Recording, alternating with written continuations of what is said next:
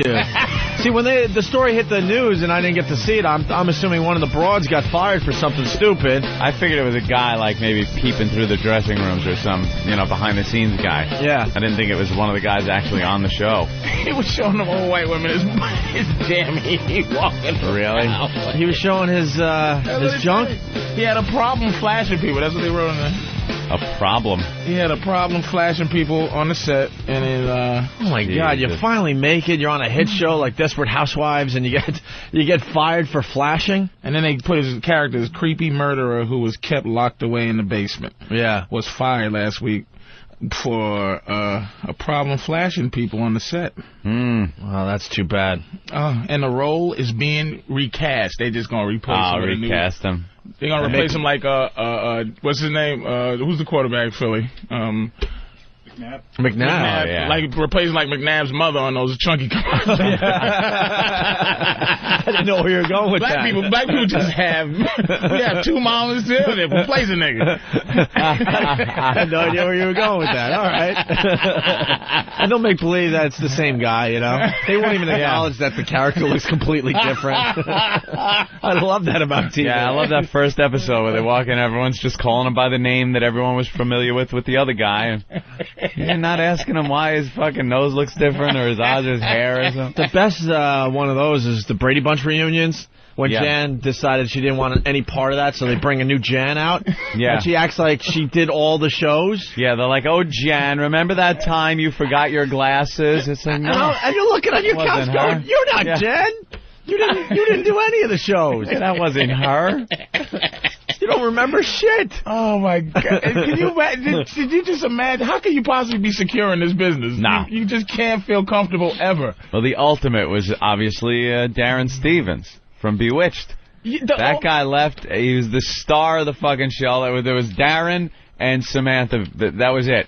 And then he leaves, and they just brought another guy in. And how do you negotiate that? Like, how do you negotiate? Like, how can you feel like you can negotiate? Like, when you go, okay, I want more money, I'm out of here. And they go, we replaced Darren. Darren was replaced. We didn't blink.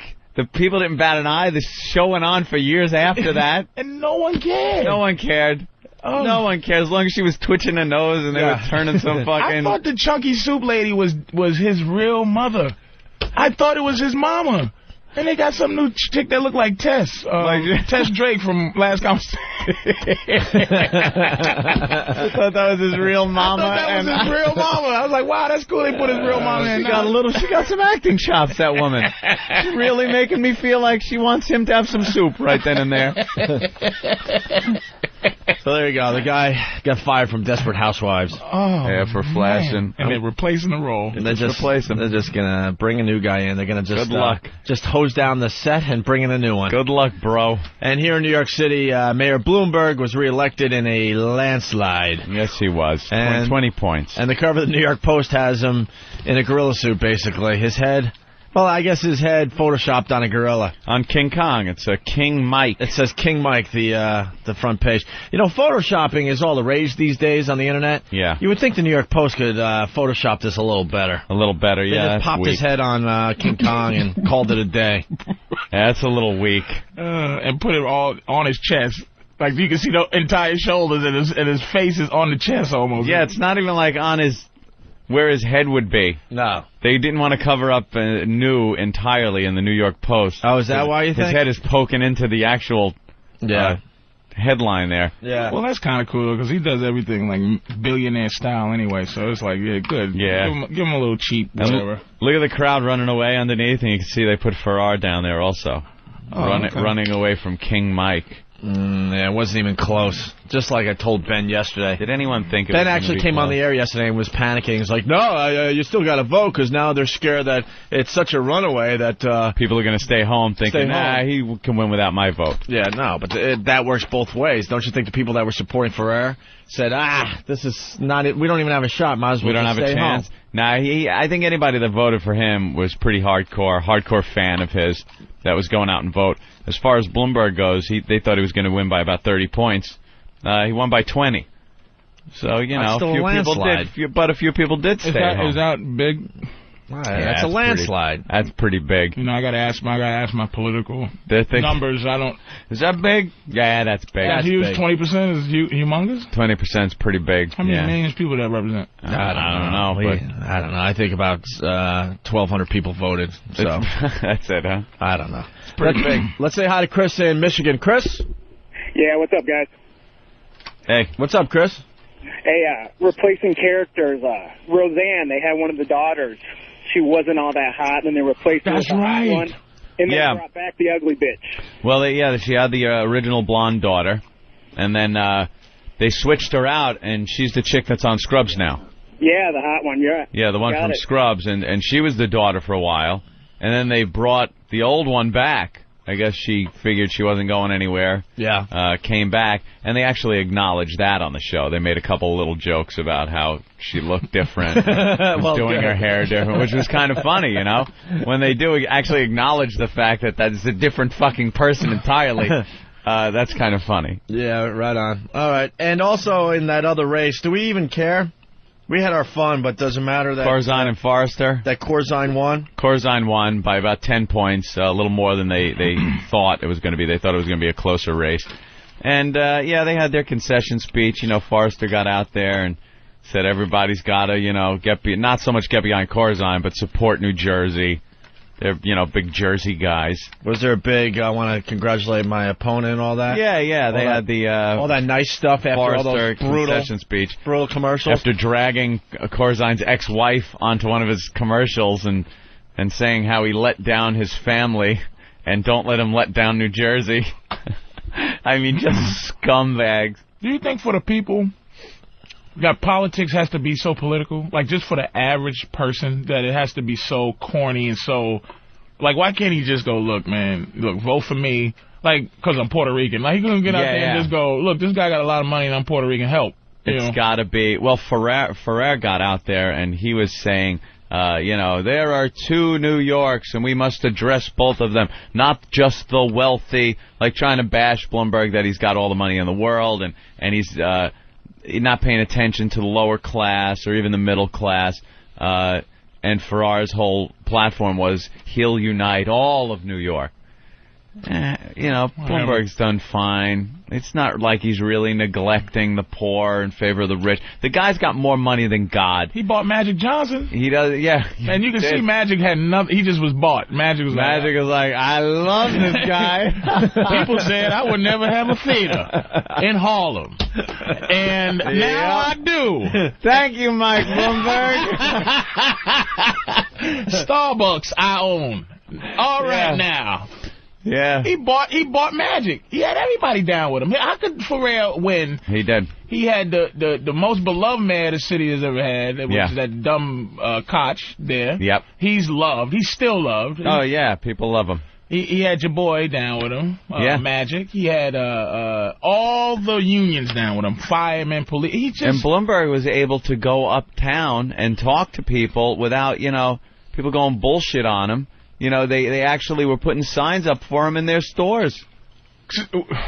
Talking about conspiracy, just clear my mind, fellas. All right, I know. I love how Patrice has some certain conspiracies. The black mind has to clear up conspiracies. Of course.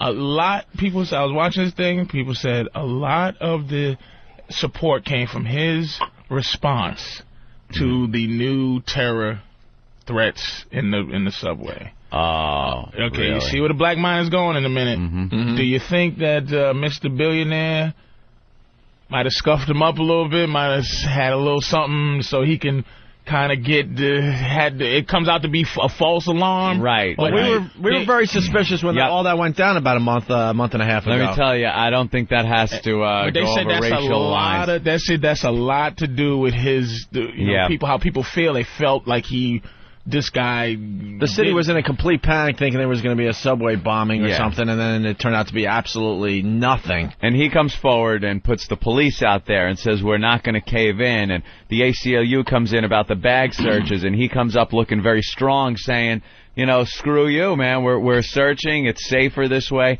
Kind of looks powerful. People like that. Could that possibly be what I'm saying it is? I'm with you a little bit. It could. The only problem with a conspiracy theory is the conspiracy... in essence, its whole basis of being conspiracy is that you must conspire with other people. There's the weakness of the conspiracy, is the fact that there's other people involved that all of a sudden can open their yaps. You don't think Magic could have mustered up? Magic? You think Magic could shut up as long as he's been able to open up theaters? Subliminal messages at the Magic Theater? Someone splicing in a frame of fucking Bloomberg during Doom. It's like, support Bloomberg. Huh? What did the Rock just say? I gotta go vote and get some popcorn. Feeling like... is it not possible? I think it's possible. I think it's absolutely possible. Is it insane that could happen? I think, though, some of the biggest conspiracies are so impossible because too many people are involved and they wouldn't shut their yaps. And somebody would have talked. Yeah, we all like to talk. I think the stories that come out where someone tries something and like 5 people come forward and go, this motherfucker just asked me to do this, or this motherfucker, he's a lying sack of shit. Those are... So you think Lee Harvey Oswald did it? Yeah. Yeah, I as far as the Kennedy assassination goes... Really? Yeah. Oh, thank God you said it. Hell no. With the magic bullet? With the whole... with Kevin Costner's movie? Come on. That Kevin Costner movie is fact, my brother. They did it. I watched an episode. They did it to us. I watched an episode of Cops just the other night where some guy is in the driver's seat of his car. Some teen, he's like 13 years old, involved in some gang shit, and the cop, after they were trying to take him out of the seat, he goes over to one of the detectives and goes, "There's a bullet right here on him. Don't lose it." It had come through his shirt, and it was just laying on his shirt. So they had to pick that up. It's evidence and everything. And then the cop showed where the bullet went. He goes, "You look here, there's a hole in the license plate, in the rear license plate." He goes, "It went here, through the trunk." He opens up, through the back seat, hit the back of the guy's front seat, went through his shoulder, and came out like his other side and left the bullet there, which they showed in pristine condition. And I'm like, this is just some 13-year-old fucking gangbanger. No one's setting up a conspiracy. Sometimes this shit just happens. Like in a tornado. You ever see the cigarette through the windshield of a car when someone gets in a head-on? Or the 2x4 perfectly through a telephone pole? Here's the big difference. Yeah. That's what they say, but I believe what I see. That whole thing of believe half of what you see and none of what you hear. I believe what I see, I believe. It's like...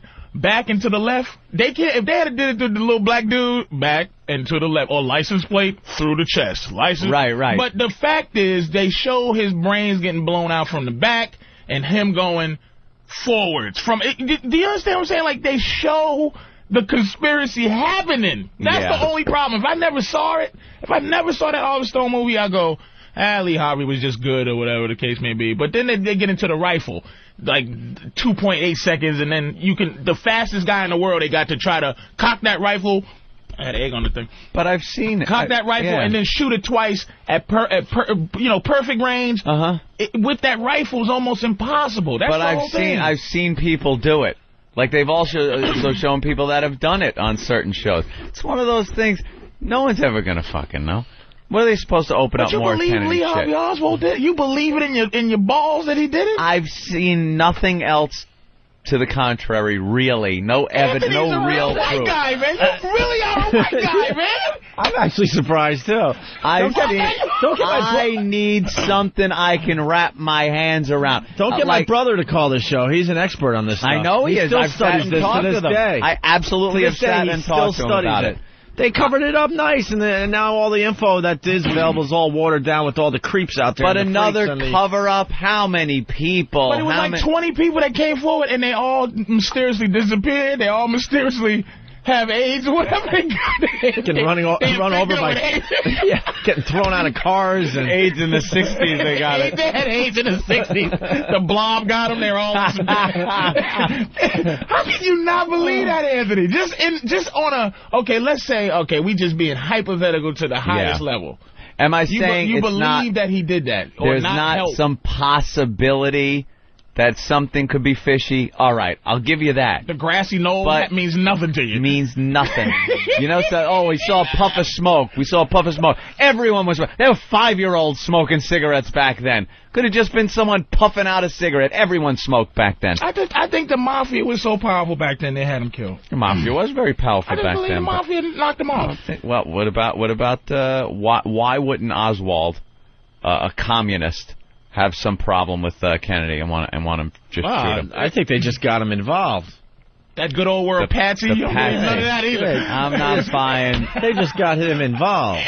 And this motherfucker, how stupid and why is the Mafia guy to be? killing Oswald? Why is the Mafia guy shooting him? Could you just sit up here with a fucking rifle? Don't shoot the president, but just kind of hang out up here with the rifle while we drive past. He might have been involved, but he was the Patsy. He was like, okay, Lee, we're gonna do this. And why didn't he take the shot as the car's coming right at him, Anthony?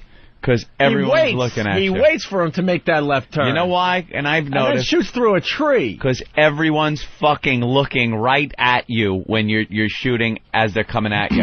Every eye in the motorcade is staring at that building, and if you pop up with a rifle, they could jump all over this motherfucker. You never get a shot. Why not take it when no one's looking? Let me tell you why. Going to jump on this guy. He found a great spot. I'm going to tell you why. I don't mean jump on him. Jump on the president. Jump on, now all the eyes are facing forward. All you got to do is look up at that window and see a gun and a guy. It's over, Johnny. He takes the little turn. You get him while he's turning, right after he turns. Now everyone's looking. You're not even in anyone's point of view. Did you pay attention to Donald Sutherland's scene in that movie? I paid attention. That's why I believe in it. The Donald Sutherland scene. Outside the Lincoln Memorial. Donald Sutherland scene is why I believe it was a conspiracy. That's right. I don't care. I have never read a thing about that goddamn thing. I said, some cracker killed another cracker. But when I saw Donald Sutherland's scene in that movie, I said, God damn, it happened. It's scary that you're getting all your info from movies. An Oliver Stone movie, too. The Terminator's real too, baby. Well, let's I don't know. Let's move on. We could argue that all day long. Eric in Colorado. People have. Hey, boys, talking about the election results. How did Bernie do yesterday? Yeah, how did Bernie Getz do? That's the only reason he doesn't do our show anymore. Bernie was running for mayor, and then he was running for some other office when he realized that mayor was futile. Oh, really? Yeah, he started wanting to run for... Ben, any idea what else he was running for? I tried Comptroller? I don't know what he was running for. I've been trying to get a hold of Bernie for the last couple of weeks to get him on with the campaign. All he says is... He's either inventing stuff or he's running for an office. Yeah. He's still pissed at Opie about the CD thing. You ruined it with Bernie. Yeah, but what a highlight. It certainly was. It could be the best bit since coming to satellite radio. We'll see what the listeners Getting that lunatic Bernie gets all upset. I don't know. You don't see him in any of the newspaper results or anything. No. BernieFromMayor.com was his website. Well, why don't you email him and ask him how he did? He didn't respond yesterday. Did he phone in a concession speech? I'll email him again. A rambling concession speech about vegetarianism and squirrels? Fucking lunatic. Last time he emailed me was a couple weeks ago. He said he would never do the show again. Soy milk. Yeah. If children would just be vegetarians in school and drink soy milk, there would be no violence in school. That's what Bernie Getz says. That's how nutty. It sucks that he's never going to do our show again, but what a way to go out. Yeah, certainly was. We were all convinced he was going for a gun. That's a great last appearance for somebody. He's got a Photoshop thing on his website, though, of him like in an XM studio, if you go to BernieFromMayor.com. Mm-hmm. Oh, really? Yeah. So, but he just doesn't want to come back here. Remember, he did come on the phone once after that. Briefly, we had him on the phone for a couple minutes, and that was the end. That was it for Bernie. Dan, what's up? What's up, guys? Hey. Salam alaikum, Patrice. Alaikum assalam. Thank you. There's a show, I know, that without getting into too much detail, on the Discovery Channel. They recreated the bullet one shot, making torsos with forensic jelly. They caused 7 injuries with one bullet. In Australia, right? Yes. I saw that. I didn't believe it. Oh, come on. It was great. It was fantastic, but it was perfect conditions. They put a brick here and a piece of steel there to make it happen. I saw that. It was great. But I still just don't believe a person could have did it with even the luckiest of luck and the skill of skill. I just think Donald Sutherland was right still. Donald Sutherland. Donald Sutherland. I just believe it happened, man. It was a conspiracy. That's great. Let's go to Mike in Massachusetts. Mike. Hey, boys. Hey.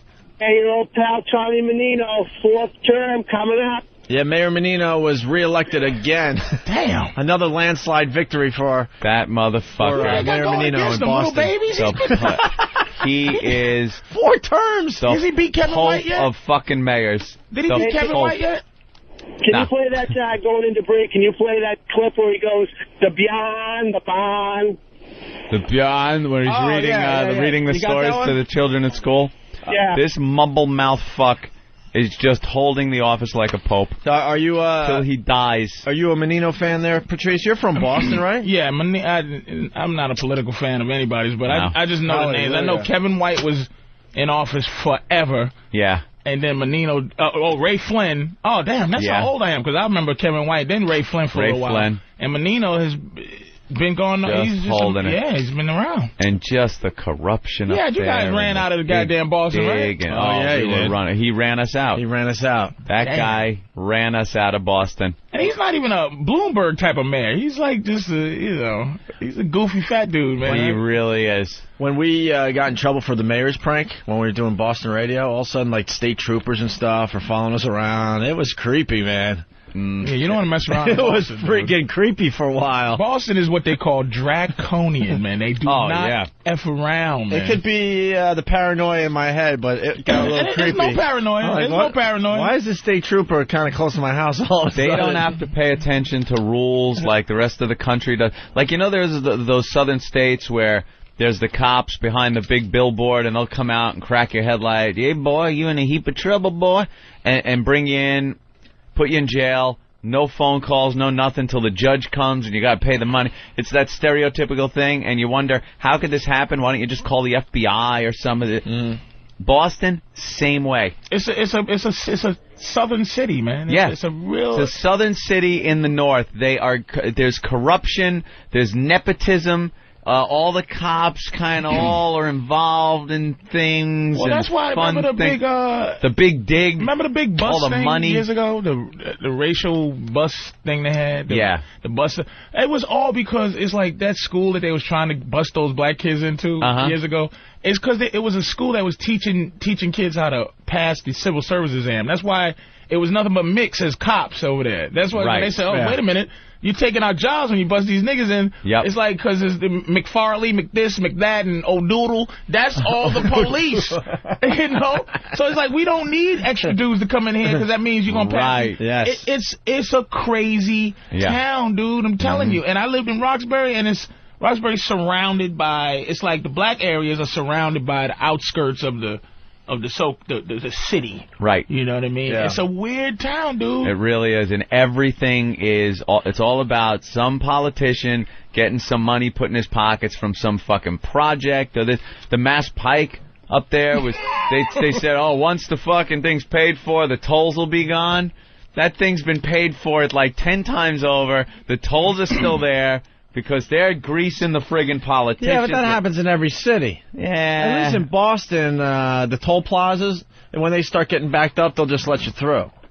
Really? I've been through that a bunch of times. I've never seen that happen. During holidays and stuff, if the toll plaza is backing up too much, they will just start waving people through. I bet they keep that Easy Pass on, though. I don't know. For the people that are using that. This is going back years. A long time. I've never seen that happen. Oh, someone backed me up from Boston. Connecticut did it. Remember all the little fucking 30-cent tolls and 10-cent tolls on 95 all through Connecticut? Yeah. Gone, years ago. But years ago, trying to drive through Connecticut, what a pain in the ass.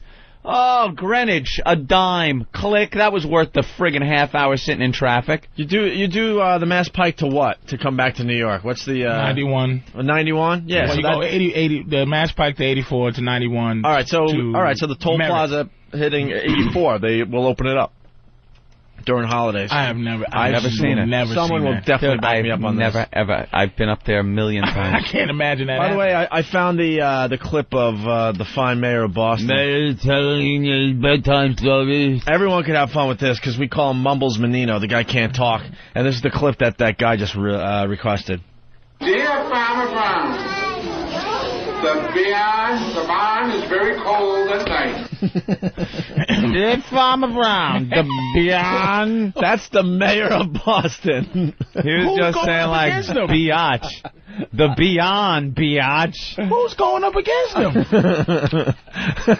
I can beat him. I'm going. You know what? I'm going to run for office. You're going to give it a whirl up there? I'm going to give it a whirl. Here's another. Good luck, if I can bro. stay alive. Yeah. Here's another clip. But I also say, anybody who does this work is not for money. I don't do it for money. Let me tell you that much. I see my friends and what they're doing in life. I say, my God. I grew up in the streets of Hyde Park. My father worked in a factory, so I wasn't born with a golden spoon. But that's why he keeps winning, man. People, they just love the people who vote. Just love that shit. They love that I'm a working man horse manure. You know what I mean? It's just horse shit, man. They just, but silver spoon in his mouth was supposed to be the line. You know who could win up there? Rich Voss. Let him talk. The people will be like, this guy is a bumbling idiot. But see, here's the problem with Rich. He won't admit that he's an idiot. Like he fights being an idiot to the end. He accepts being an idiot. Like I'm an idiot. Big buffoon. I'm stupid. Let's vote for the big dumb guy. Yeah, he's just dumb, but he got our best interests at heart if he's stupid. Yeah. Okay. All right, someone's gonna back me up here. Adam, what's up, Adam? Hey man, I want to back you up, OB. I got picked up on the Mass Pike. I got the 4th of July. They just went right through. I'm telling you. Oh, yeah? Sometimes they open up the tolls when the traffic is backing up way too much. Dude, it was backed up like it was backed up miles. Right. And then all of a sudden you get to the toll plaza and there's someone in there just waving you through.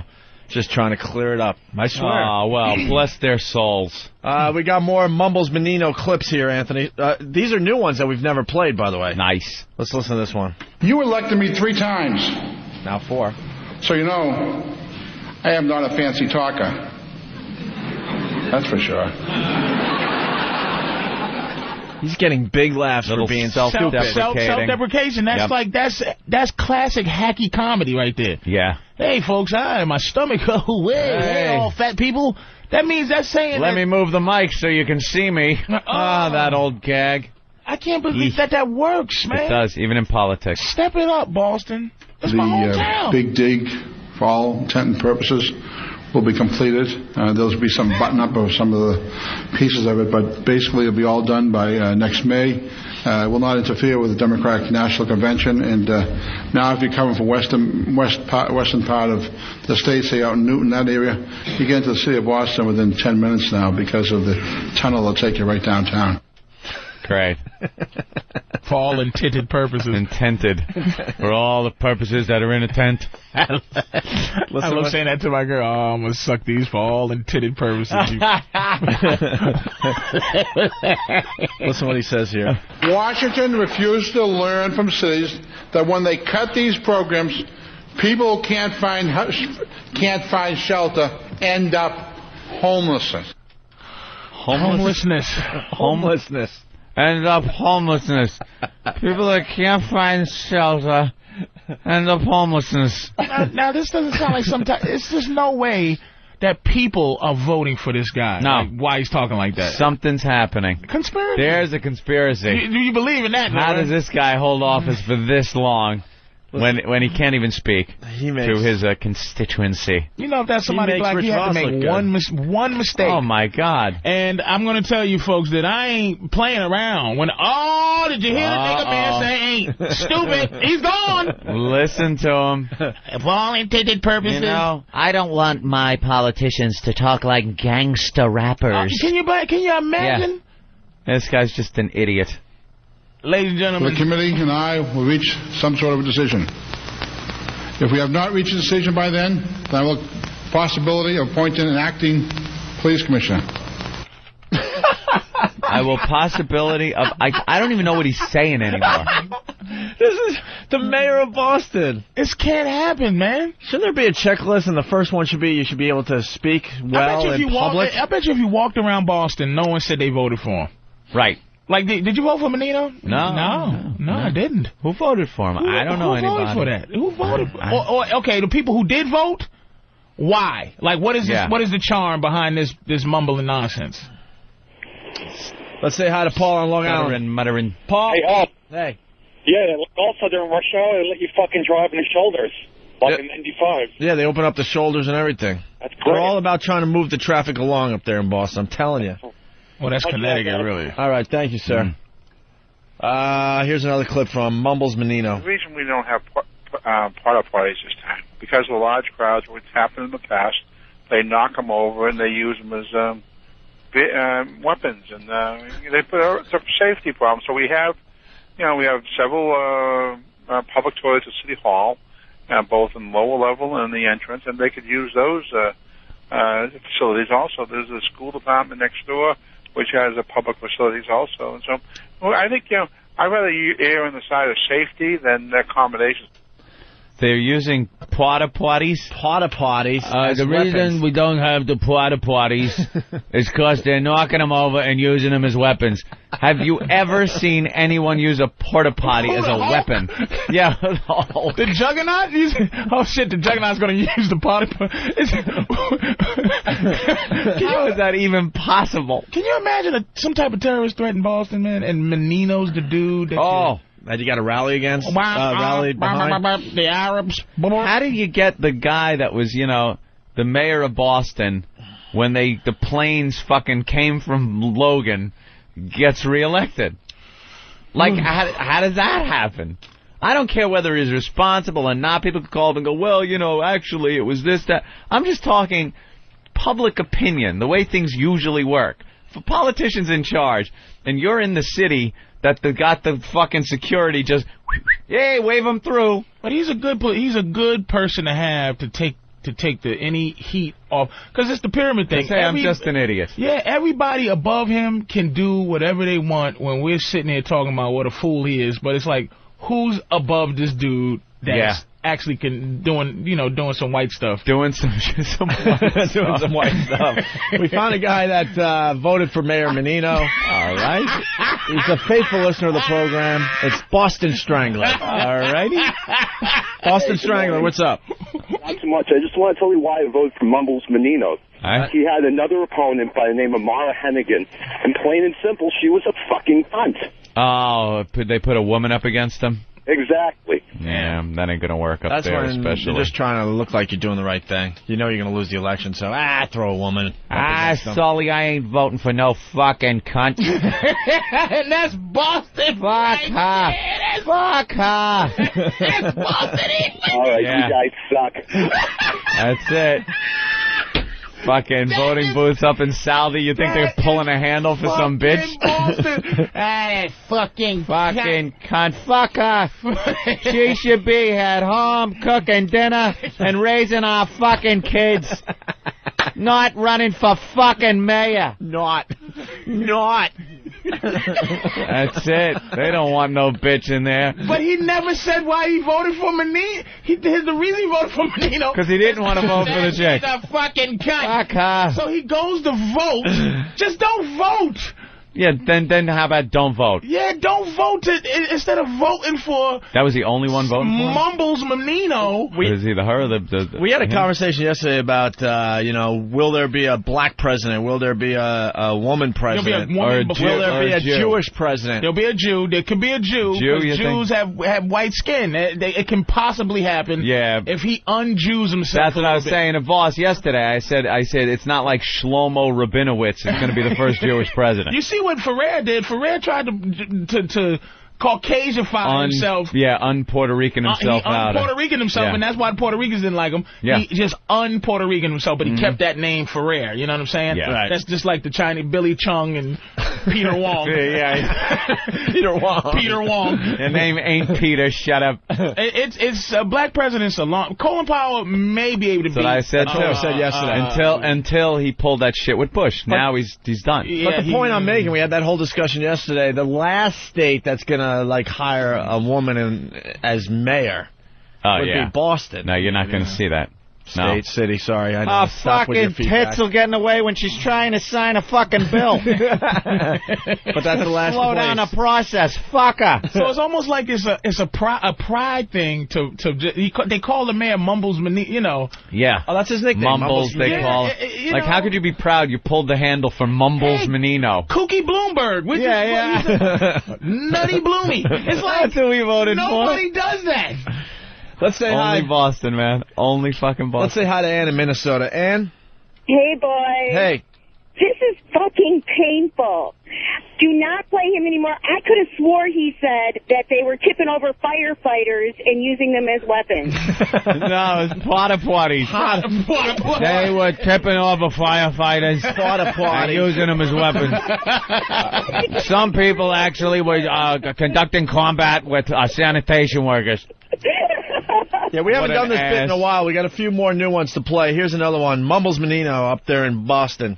Together, we can beat prostate cancer.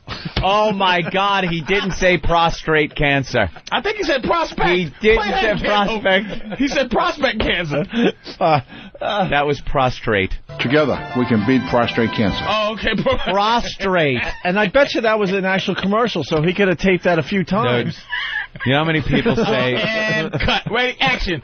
Together. Yeah. We can be prostate cancer. Yeah, I want to hear the other outtake. Cut. If prostrate's the one they used. You can't call him man. You fucking idiot. Together, we could be porcupine cancer. Fucking dolt. Well, it's all about Boston all of a sudden. Let's say hi to Mike in Boston. Mike. How's it guys going today? Hey, Mikey. Hey, Mike. Hey, the big problem with the women in Boston is Jane Cliff ruined it for everyone up there. Why? I don't know the story, sir. Jane Cliff was the governor before Mitt Romney had a kid and was out for like 3-4 months. Oh, yeah. Oh, yeah, she got into office and then she ended up taking maternity leave. That's right. Yeah, you can't. That's a long time. Right, Hey, okay. Patrice, why don't you run for mayor of Boston? Because I'll get shot in the face. Yeah, that'll work. When you going to vote for me? Where am I going? Go to Southie and Newton? Just be goofy. Hey, I'm running for mayor. I got a mumble. Let's say hi to... Last bitch couldn't even hold a fucking job down. She had to go on maternity fucking leave. Stupid. Couldn't keep her fucking legs closed. She's got to get knocked up. Can't even finish the goddamn fucking job we voted her in for. Fuck her. Fuck her in a fucking cunt. I'd rather vote for fucking Mumbles. I'll vote for fucking Mumbles Menino before this whore who can't keep her fucking legs closed. Finish the fucking job, then open your fucking whore legs. You think Boston would vote for a black person or a woman first?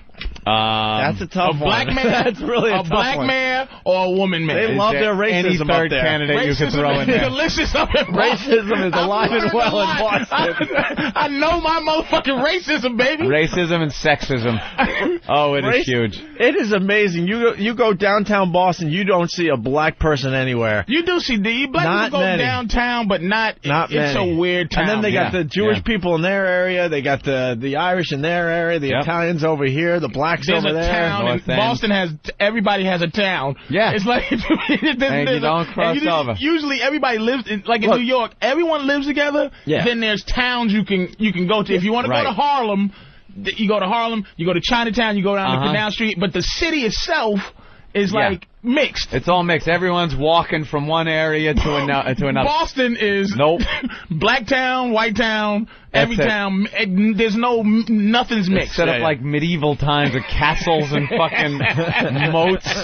Oh my God! And I love it because that's where my family and friends. I love the people there, but that town, man, it's separate. It's a motherfucker. Brian in Georgia. Yeah, Opie, you said Boston was going to be the state to have a female mayor? Listen to the replay. I corrected myself quickly. You got to correct yourself 3 times. I have to correct myself for the again replay, for Brian. Yeah. I got it out. I said, I know, stop with the feedback. I meant city or whatever I said. All right. All right. Thanks, All Brian. right, Yeah, Archie Bunker used to say prostrate. Oh, really? It's like it's kind of a joke thing to say as a prostate. Oh, geez, my prostrate there. You know, you don't say it as a politician trying to get support for the disease. Let's say hi to Kevin in California. Kevin? Hey, guys. Hey. Hey, I live in California, and I've never seen this guy before, but every time I hear his voice, I picture Peter Griffin from Family Guy. That's what he looks like. Yep, he looks just like him. I think Family Guy, yeah, that's where they got the character from, because those guys are from that area. Yep. Right, punching out. Thanks, Kevin. Let's say hi to Joe in New Jersey. Joe? Hey. Hey. Morning, boys. What's up? I was just thinking, if Patrice ran for mayor of Boston, it'd be like the perfect remake for Blazing Saddles. Oh, yeah. It is true. The mayor.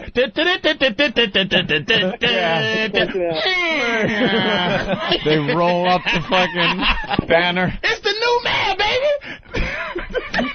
I'm the new mayor of Boston. What's up, baby? Give it up for yourselves. Give me a big round of applause. I'm the new mayor. I'm going to watch that movie again tonight. And ain't it a fine day today? Any white woman that cook me something to eat? Because I'm an unmarried man up in this bitch. Any of you white bitches in Boston, I'm hungry. That is just a one-of-a-kind And one of those Pope glass, those bulletproof Pope things. Yeah. Now you hungry, better listen to me now. Ain't no more big dig up in this motherfucker. People with their jaws on the ground. What the fuck is this shit? Is this thing on? You hear that? That microphone. Pat from wherever you are. Pat, go ahead. Hey, up in Boston, if you put a black guy against a white girl, that's when we stay home and not vote. Yeah, that's when no one will vote. That'll be some shit. Come on, man. Who would you vote for? Tell the truth. I got qualified man, qualified black man, or qualified white woman. I got audio of Election Day. Let me think. If that went down, here's the audio. Oh. We're here at the polls, waiting. There's 3 minutes left to vote. And it's anyone's race. Just need one person to vote. With 0% of the votes in, we have 0-0. Come on, it's just going to take one person. Well, there are still a couple more precincts that need to report. Let's now go to precinct 3. And, yeah, that's, all right. Our candidates eagerly awaiting at their headquarters the results of this race. Because I'd win because I say, look, I told any friend I got, listen, go down there and scare all the white bitches with vote. Hold the handle. Hold the handle. We got more Mumbles Menino audio. The rest of the country enjoying this today. Yeah. You know, we have a fair share of that their operating budget, and we're going to look into all the red line, the yellow line, the orange line, the blue line. God, the reporter's asking a question, and she's just laughing at him. Laughing at him. Openly laughing at him. Laughing at him. He's trying to be serious there. Our plans for tomorrow is to have a rally, a roving rally. It starts at the Hines and goes right down to Stanford Street, right down. Yeah. You ever see them Princess Bride, that movie? Yeah. My wedge is a wonderful. What is it? The Jewish priest I was giving. My wedge is. It just sounds like it's just. How can I'm getting disgusted. Yeah. It's funny, but I'm like, are you joking me? He won. He just won. The lady's a cunt, but was she good? Did she well spoken? Did she? She know the facts? Yes. Did she know have information? Did she have a plan? Or did she just go in there, and she was a cunt. Hi. Listen, you fuckers.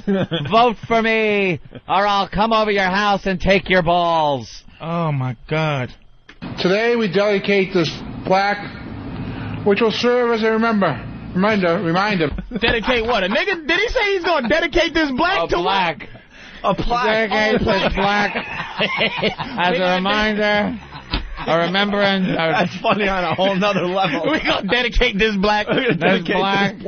Thank you, man, for dedicating me. And if I could start the bidding at 25. No, he says, oh, my God. Dedicate this. Serve as a remember, though. A remember? Today we dedicate this plaque, which will serve as a reminder. Remember. Doesn't sound like he's dedicating a plaque. Is he just off the cuff every time? Ladies and gentlemen, the black. Thank you. The black. Thank you very much. I appreciate being dedicated. I will take this honor and do what I can. Thank you. Tomorrow we'll dedicate a Jew. As a reminder, remember. The guy is winging it all the time. Speechwriter, fuck him, who needs one? It sounds like he's going out and just riffing. He's riffing every time. That's amazing. We got a guy from Southie calling. Oh, shit. All Jeff right. From Southie, what's up? Hey, what's happening, guys? Hey. You know, listen, I didn't vote for that bitch because I didn't even see one campaign issue on that lady, you know? Really? I only knew Menino. I didn't know who the hell that chick Laura was. I mean, being from Southie, they don't put anything up with chicks around, you know, unless it's at the fucking bars, you know? Yeah. Maybe she should have gone with the urinal posters from, like we have. Where you from, D Street? 8th and Broadway. Can I come over there yet? You might be able to. You know?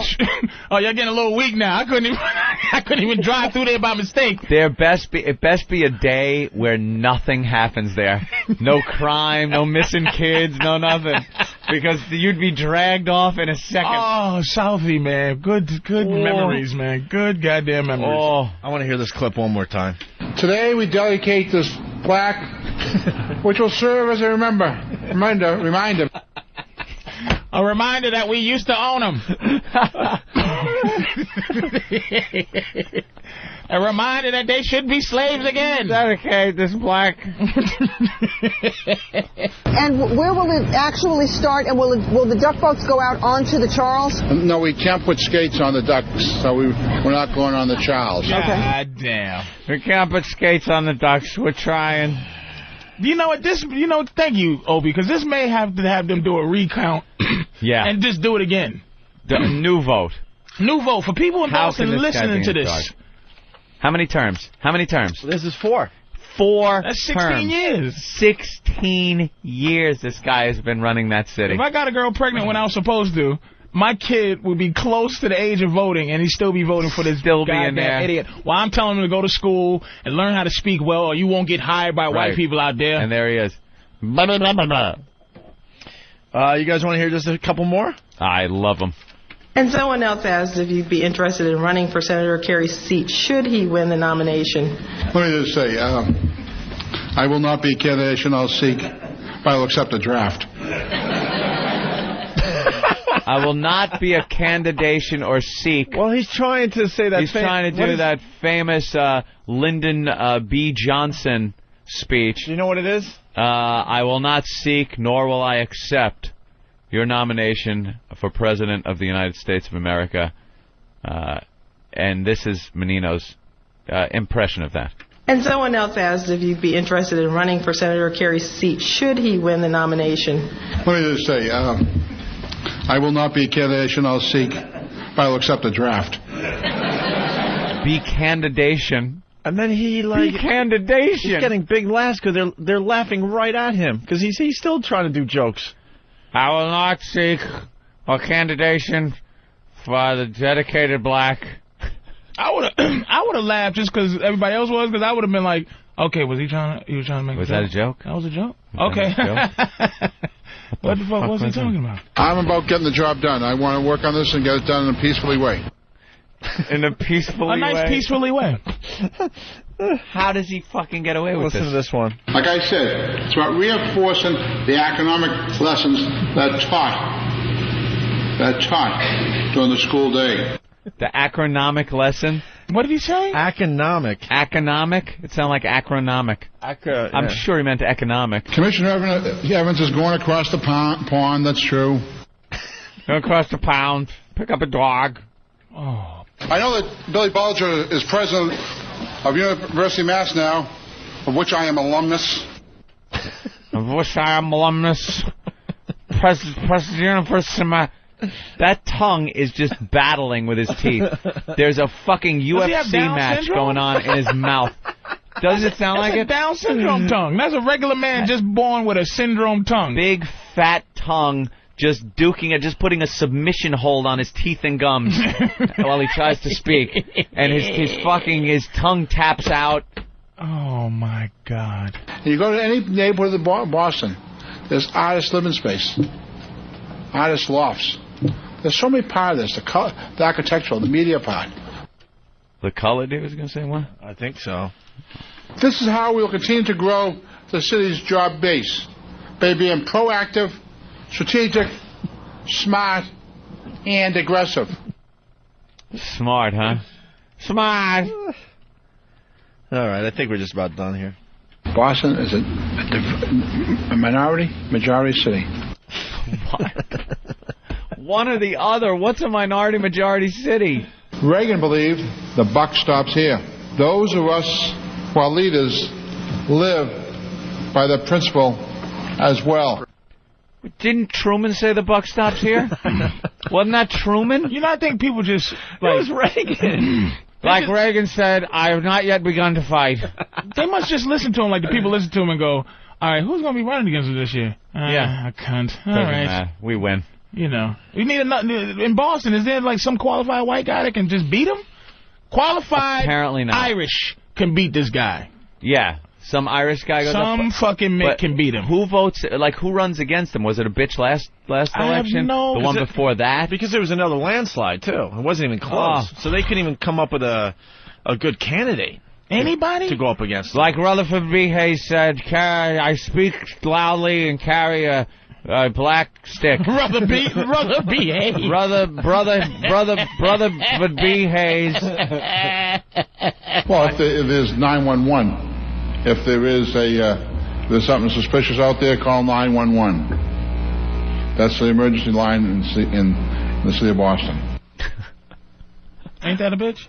That's the emergency line for the city anywhere. Everywhere. City Boss is something we came up with here. It's brand new. We all know that to complete a major project like this takes real teamwork. So let's start by thanking our federal and state partners along with our congressional delegation for standing by us. Delegation. I think that's delegation, isn't it? Delegation. He talks like Popeye, the delegation. Well, the big things is almost complete. I want to move on, but this stuff is too good. It's crazy. Listen to this one. We got big problems. AT&T, they're sponsoring, this whole summer program with me, and you want Sprint to come in and do something. They do diddly dunk. They do diddly dunk? Diddly dunk? Dunk. All right, I guess we're done. That's a harsh one. Fuck, man. That's some good shit. That's one thing that really fries my nose. Fries my nose? Fries my nose? Oh, goodness. Yeah, hope burns eternal in Boston, and every year we start off, we hope World Series championship. Last year we got to the 5th game, and maybe this is the year. Of course, he's got to talk about the Sox. I have did my duty, and I did it last Tuesday, man. I can't believe I'm ahead of the schedule. He did his duty last Tuesday. All right, you got to end up on an up note, so here you go. The vice president is saying is heightening the intensity, it seems, a little bit here. What's your level of concern? Well, our intelligence unit is working with the state, federal officials, keeping us informed if there's any heightening of our security in the city of Boston. We're working with the federal officials to give us the information that we might need. Do you think they're playing politics, sir? I'm not saying they're playing politics. I don't have the intelligence they have. Yeah, well, no you shit. certainly don't. All right. Well, congratulations, Boston. Yes. Boston, Mass. There he is. There's your man. There's your man. It takes me leaving Boston, like moving somewhere else to just go, wow, man. What the fuck? I would have been such an activist if I gave a shit while I was there. If you cared. You know? Hey, at least it wasn't that fucking cunt. That's all I'm saying. Menino, he might not be the best guy for the job, but he doesn't have a fucking cunt. That was her thing. That was his paid for by Menino. Yeah. Don't vote for her. She's a cunt. Paid for by friends of Menino. Paid for by... Let's say hi to Ray in Texas. Ray, what's up? Guys. Hey, Ray. Hey, guys, how you doing? All right. Hey, guys, can you keep Patrice there? I mean, the show is terrific with him. I'm not trying to dog Jimmy out or anything, but I mean, Patrice is great. The show is great with him. We love having Patrice on. Yeah, Patrice is going to be in the rest of the week there. So. And when Jimmy abandons ship and leaves us, I'll replace him, and they'll just replace Jimmy, and I'll be the new Jim Norton. That's right. They'll call me Jim Norton. Jimmy. It happens on TV. Give it up for Jim Norton. It's the radio. Fuck it. What's up, everybody? No one's saying that. It's Jimmy Norton. When Jimmy eventually moves on, yes, that's exactly what we'll do. Jimmy will have a successful TV show. No time for the radio. We'll just call him Jimmy Norton. Flashing somebody somewhere. He's gonna get. Look at how we brought the whole first break all the way back around. Right around. That's what we do. That's why we're brilliant. Will he have an end as credit? Huh? Will he have the Hold on. Ray, hold on. We're saying something here. End as credit and Patrice O'Neal as Jimmy Norton? Will it be a credit like that? Because no, we just got to make believe. We just call him Jimmy Norton. Yeah, we got to just make believe he was here the whole time. Okay. We'll play some type of goofy sitcom music. Like I'll come in like the Flintstones. And we can reference old shit that Jimmy actually did, and you can talk about it like it's familiar to you. Yeah, like, oh, yeah, I remember that. Oh, man. Remember that hooker peed on you? Yep. Yeah. Yep. That shit was a bitch. All right. Guys, punch it out. Thanks, Ray. Well, Patrice will be in the rest of the week here. With that, we should take our first break. Oh, go to Dirk? Yeah, all right. In honor of Anthony's little impression there. Oh. It's a great new impression. The dude from Southie. Oh, please. So they used to live next door to that fucking guy. Why don't we play this and we'll continue? Oh, man, you're onto something, Anthony. Oh, Jesus Christ. I forgot what movie I went to see. It doesn't really matter, but I saw that. The whole theater was just staring in disbelief at the screen, going, what the fuck? They expect to make money off this movie? I'm watching movie trailers last night. And those two actors in the movie, what were they thinking? Well, they need a part in a Hollywood movie that bad that they're willing to do this shit? I'm watching movie trailers last night. Every so often go online and watch them. Got a nice high-definition monitor on the Mac. You get the movie trailers, like, real good sound and everything. So I watched King Kong, which looks like it's going to be pretty damn cool. Peter Jackson knows how to make those kind of movies. Aren't they going back in time for that movie, too? Yeah, I love the fact that they're not trying to update the shit and make it like New York now. And it's going to be like New York in the 40s be the 30s. Or something? Yeah, 30s? like it was in the original. That looks good. And the effects, look, when King Kong's on top of the Empire State Building and that biplane comes swooping in and he fucking jumps and swats at it, fantastic. It looks really It looks like cool. It's going to be a good movie. Yeah, looks good. Well, we say that about so many of these movies. I know. You come out, you're like, what's the last one that the trailer lived up to the movie? Like you said, there you go. I like those fucking stupid Lord of the Rings movies. I love them. Yeah, obviously. And the trailers look great. Yep. I mean, the big epic battles, shit like that I like. The other things that kind of bombed, like Troy, I was like, that bombed. It looked like it was going to be a good epic thing. Anything with that fucking Colin Farrell in it now. Oh! You know, there's another one. It's going to be where they come to America, meet the Indians, and of course there's a little battle going on. And that looks like, I go, ooh, this looks like it could be good. And then I see him in it and go, tap. Bomb. Alexander. It's going to suck. Alexander. What the fuck was that about? With Angelina, with that Russian. She's trying to do an accent. There's gayness going on between him and his fucking butt buddy there. But speaking of gayness, so I'm watching the trailers because I was in a movie theater. It was a sold-out movie, and people were giggling and looking at the screen, just horrified. Like, what? They're going to attempt to make this into a big moneymaker? Yeah. So what's the name of the movie? No way. I don't even know the name. Name of the movie, the cowboy movie. It's the cowboy movie with the two gay guys. Gay cowboy movie. Gay cowboy movie. They said gay men have the most disposable income in the world just to do anything, and they'll go see this movie. And it'll make enough. Because it probably costs $6.08 to make. No, this looks like an epic. They got like big stars in it. An epic gay movie. Epic meaning, on the grand scale. It looks like they really went all out for this high movie. Production value. Oh, yeah, this is high production. So my chick tries to trick me. She goes, oh, put in the trailer for this. It's here. And that, thinking because it kind of starts out looking like it's going to be a Western. Brokeback Mountain, it's called. Brokeback Mountain. Brokeback Mountain. She goes, put on Brokeback Mountain. That's a porno. I know.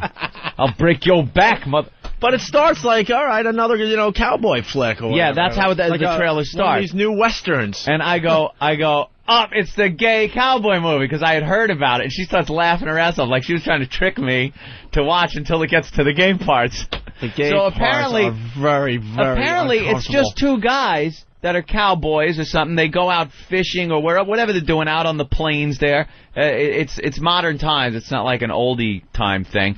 And they apparently have girlfriends or they're married or something. They're doing this on the DL, I guess. Oh, so it's the DL. Well, they don't know, I think. So they hook up, and all of a sudden there's some gayness going on between these two cowboys around the campfire. I hear this film is full of just about the hardest core gay sex regular. America's not ready for this as a country. No, man. No. Just being in a packed movie theater when the preview came on, you could tell America's not ready for this movie. Me and my friends at some point in my life would have stood outside and pointed, we went to see this movie, you faggot, motherfucker. Faggot. You fag, look at that shit. You went to see Brokeback Mountain?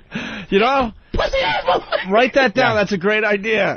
Opening night. Just send somebody. Yeah, you went to see Brokeback Mountain? You faggot. You mother... No, you don't interview the obvious ones. You interview the guy that's with his chick. Yeah, his chick. Why are you here?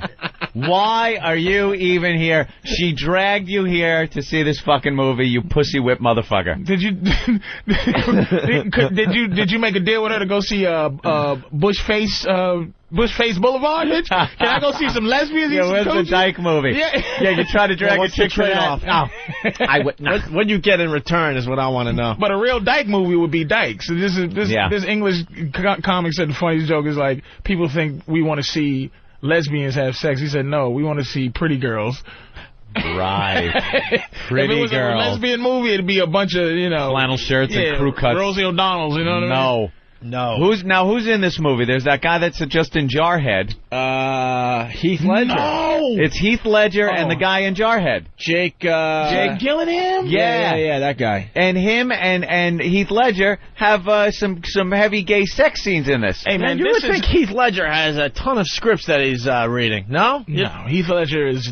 But the other guy is up and coming now. So this is what happens when you fall off the Hollywood map. Well, you start considering these roles? You can tell this is advice for Jake, because he plays, it's to show, because they're trying to make a push for this guy to be a star. Diverse. Now he's in Jarhead as the ultimate dude. Yeah. Now it's like with some good timing, he's going to come out as the ultimate, the gay movie, kind of thing going on. I bet you his people had that all figured out. Look, you want my boy to do the gay movie? He's doing Jarhead too. Oh, you think that's it? Oh, without a doubt. Because at least he could go like, look over here, I did this as well. Hello. So the trailer starts off. always makes money. Like, yeah. That's why I played a sissy in the cut. You certainly did. I was a sissy just because I go, now I'm a thespian. I'm just a fat sissy. Look at how versatile I am. That movie was a flop. I'm just a sissy on film for no reason.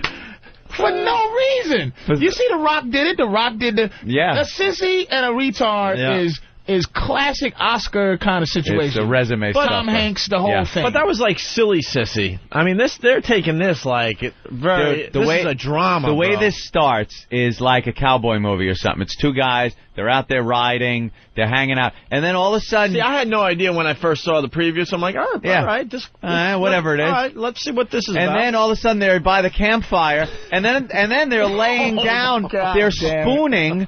They're spooning by the campfire with one guy's arm over, and then I went like, hey, wait a minute. I was thinking, hey, did he get bit by a snake? Maybe it's cold, and they do that thing. Do you think during filming, because you know how Mr. and Mrs. Smith, you know how these motherfucking actors always fall in love. You think during like the cuts when they go cut, like one of them goes, all right, get your motherfucking hand off me. Get the fuck off me. If you don't take your hand, he said cut, nigga, you better stop that method acting shit. I'll kill somebody up in here. You'd have to have every girl that you're sleeping with on the set. On the set watching, so you can just look at her and go, I'm fucking her, people. And cut. Come here, bitch. Yeah. Come on. Start giving me head. Now, you see, Jake, this ain't happening. Which actor went like 1 second too long? Too long? Where the other guy's like, what the fuck? Is he into this? What the Stanislavski method? And then they show him back home with their girls. Yeah. Apparently, wives maybe even, because I don't know. One of them is having a kid. I think this takes place over many years. Over the course of some time. Because then every year they go out. They go out and do this fishing trip I think it's where like they get that old to see movie each other. Seems like old times. Yeah. Where Alan Alda, I think it was Alan Alda, gets together with that broad Yeah. once a year and then goes back to his regular life. But then some people start getting on to what's going on, and the wife is like, I don't think you're fishing up there. And other people, I think apparently one of the guy's fathers maybe, or some adult figure, is saying, his suspicions. And there's one scene where one of the guys takes the other guy's shirt on the hanger, and he's hugging it and smelling it, and that's when I just lost it. How are you going to promote this movie, man? Now, Heath Ledger... Oh, God, no, what is this? Oh, what are you showing? What is this? It's clips from the movie? Oh, that's from Jarhead? Oh, all right. Was he dancing around naked in Jarhead? Oh, I think he might be gay. Heath Ledger, I can see, though. Heath Ledger was in trouble. He did, what did Heath Ledger do? That King Arthur kind of... It was a rap after that. It was like... Did the Mel Gibson movie. That was great. What was the Patriot or whatever it's called? Oh, he was in that one. Years ago, that was a long time ago. No, he did another period piece where he's like, a knight or something. Yeah. This could be a good movie for Heath. I don't know. This is, what movie, the star should have been Heath Ledger and Eric Roberts. Like, guys that it really could help. To be like, wow. Eric Roberts, where's he been? Or who's the guy they bringing back now that got all swelled up from drinking and stuff? Oh, man, Mickey Rourke. Mickey Rourke. Like, just because Mickey Rourke's on the comeback trail, that's what I'm saying. This is like a comeback movie. This is not a I'm a star right now movie. You can't put Mickey Rourke with, like, Heath Ledger. That's more of a father-son fetish thing. But that's kind of cool because people go to see Mickey go, come here. Yeah, there's got to be two guys the same age. Kind of young, kind of gay. I'm not homophobic, man. I am not a homophobic guy. But you know the thing that bothered me about the homosexuality is not it's the loving of a man, like the loving tenderness to another man. But I can never. With the internet, you're constantly being bombarded with pornography, gay, straight, bestiality, everything. I could click on something. And, if it's a guy just slamming some guy in the ass and he's, you laugh. It's funny. It's like, holy shit, what the fuck's going on? But I squirm more at that guy hugging the shirt and smelling it and like a tear coming out of his eye. That tenderness. Or a gentle kiss. That gentle, come here, there's something in your eyelash. Yeah. Let me blow it out. Come here, baby. Like, nigga, if I'm going to be gay, I'm going to be a manly, like, come here, there's something in your, you got some crud in the side of your eye. Yeah. Come here, there's something in your hair. Let me punch it out. It's going to go from working out to just ass sex. There's no cuddling. There's you feel like fucking? Yeah. Come on. No smelling of the shirt. No, and it's not going to be tender sex. A date. You know what I mean? It's just going to be ball slapping. Right. No soft back of the hand rubs. It's no cupping the chin with your hand and professing your love to a mustache. It ain't happening like that. Hey, Frankie from Whackbag. Frankie. LP, get your movie straight. Seems like old time. Chevy Chase, Goldie Hawn. Yeah, okay. But what's the Alan Alda movie? I'm trying to remember what the hell was it? Yeah. You know the movie I'm talking about? I know the movie you're talking about. I know it also. It's not Ordinary People you're talking about. No, it was a movie where Alan Alda went out to the country with this girl same time every year. What the hell was it called? I'm sorry about that, Frankie. You're right. All right. All right, man. Josh in Colorado. Josh. Hey, man, I was just commenting that this looks like a total push to just get a nod from the Academy. You think? Yeah, it's this Academy Award thing, man. Oscar attention. Yeah. What year was that about? I don't know. It's got to be 70s. Really, that long? He's willing to do anything. I think it was Alan Alda. Now I'm... Same time next year. Same time next year. Thank you, Anthony. This is such a plan. You can feel it. Yeah. Jarhead to Booty Crush Boulevard or whatever. Wasn't he in the Bubble Boy or something? He was the Bubble Boy. He was the goofy Bubble guy. Boy. He was a goofy actor guy that could have fought. You know who I equate him with? Or at least I did before he started catching on now? Who's married to the one from Friends? Yeah. David Arquette. I put him in the same class as David Arquette until, all of a sudden he's popping up in all these movies. The Day After Tomorrow was his, I'm not a goofy guy. Right, not a goofy guy. But the guy from Amityville Horror remake, all of a sudden, he's not goofy. He was in Blade 2. and Amityville Horror. Right. Yeah. What's his name? All of a sudden, he's not a goofy guy. You know, how did it happen? Yeah, he was in that When did National Michael Lampoon movie. Keaton not become a goofy? When did he become? Yeah, but he fell off the face of the earth. What's he doing? He did that bomb, that horror movie bomb about the static and the dead people coming through the... And that was it. Yeah. White noise. White noise. Jesus. Why has it got to be white noise? We got the trailer? Well, the trailer's 2 minutes long. It's mostly dramatic music and text. So I just tried to grab a little bit with dialogue. Oh, so you went right to the gayness? A little suggestive. You're the man. It's not like... right to the ass sex by the campfire. Action. It's more innuendo. Nathaniel, you're good. You got right to the gayness. Get to the gayness. All right, I don't know if this is going to work on Yeah, we don't know. We try shit out. I'm sure a lot of you have seen the trailer by now if you've been to the movie theater. We're dead. Boy sure found a way to make the time pass up there. You don't go up there to fish. You don't know nothing about it.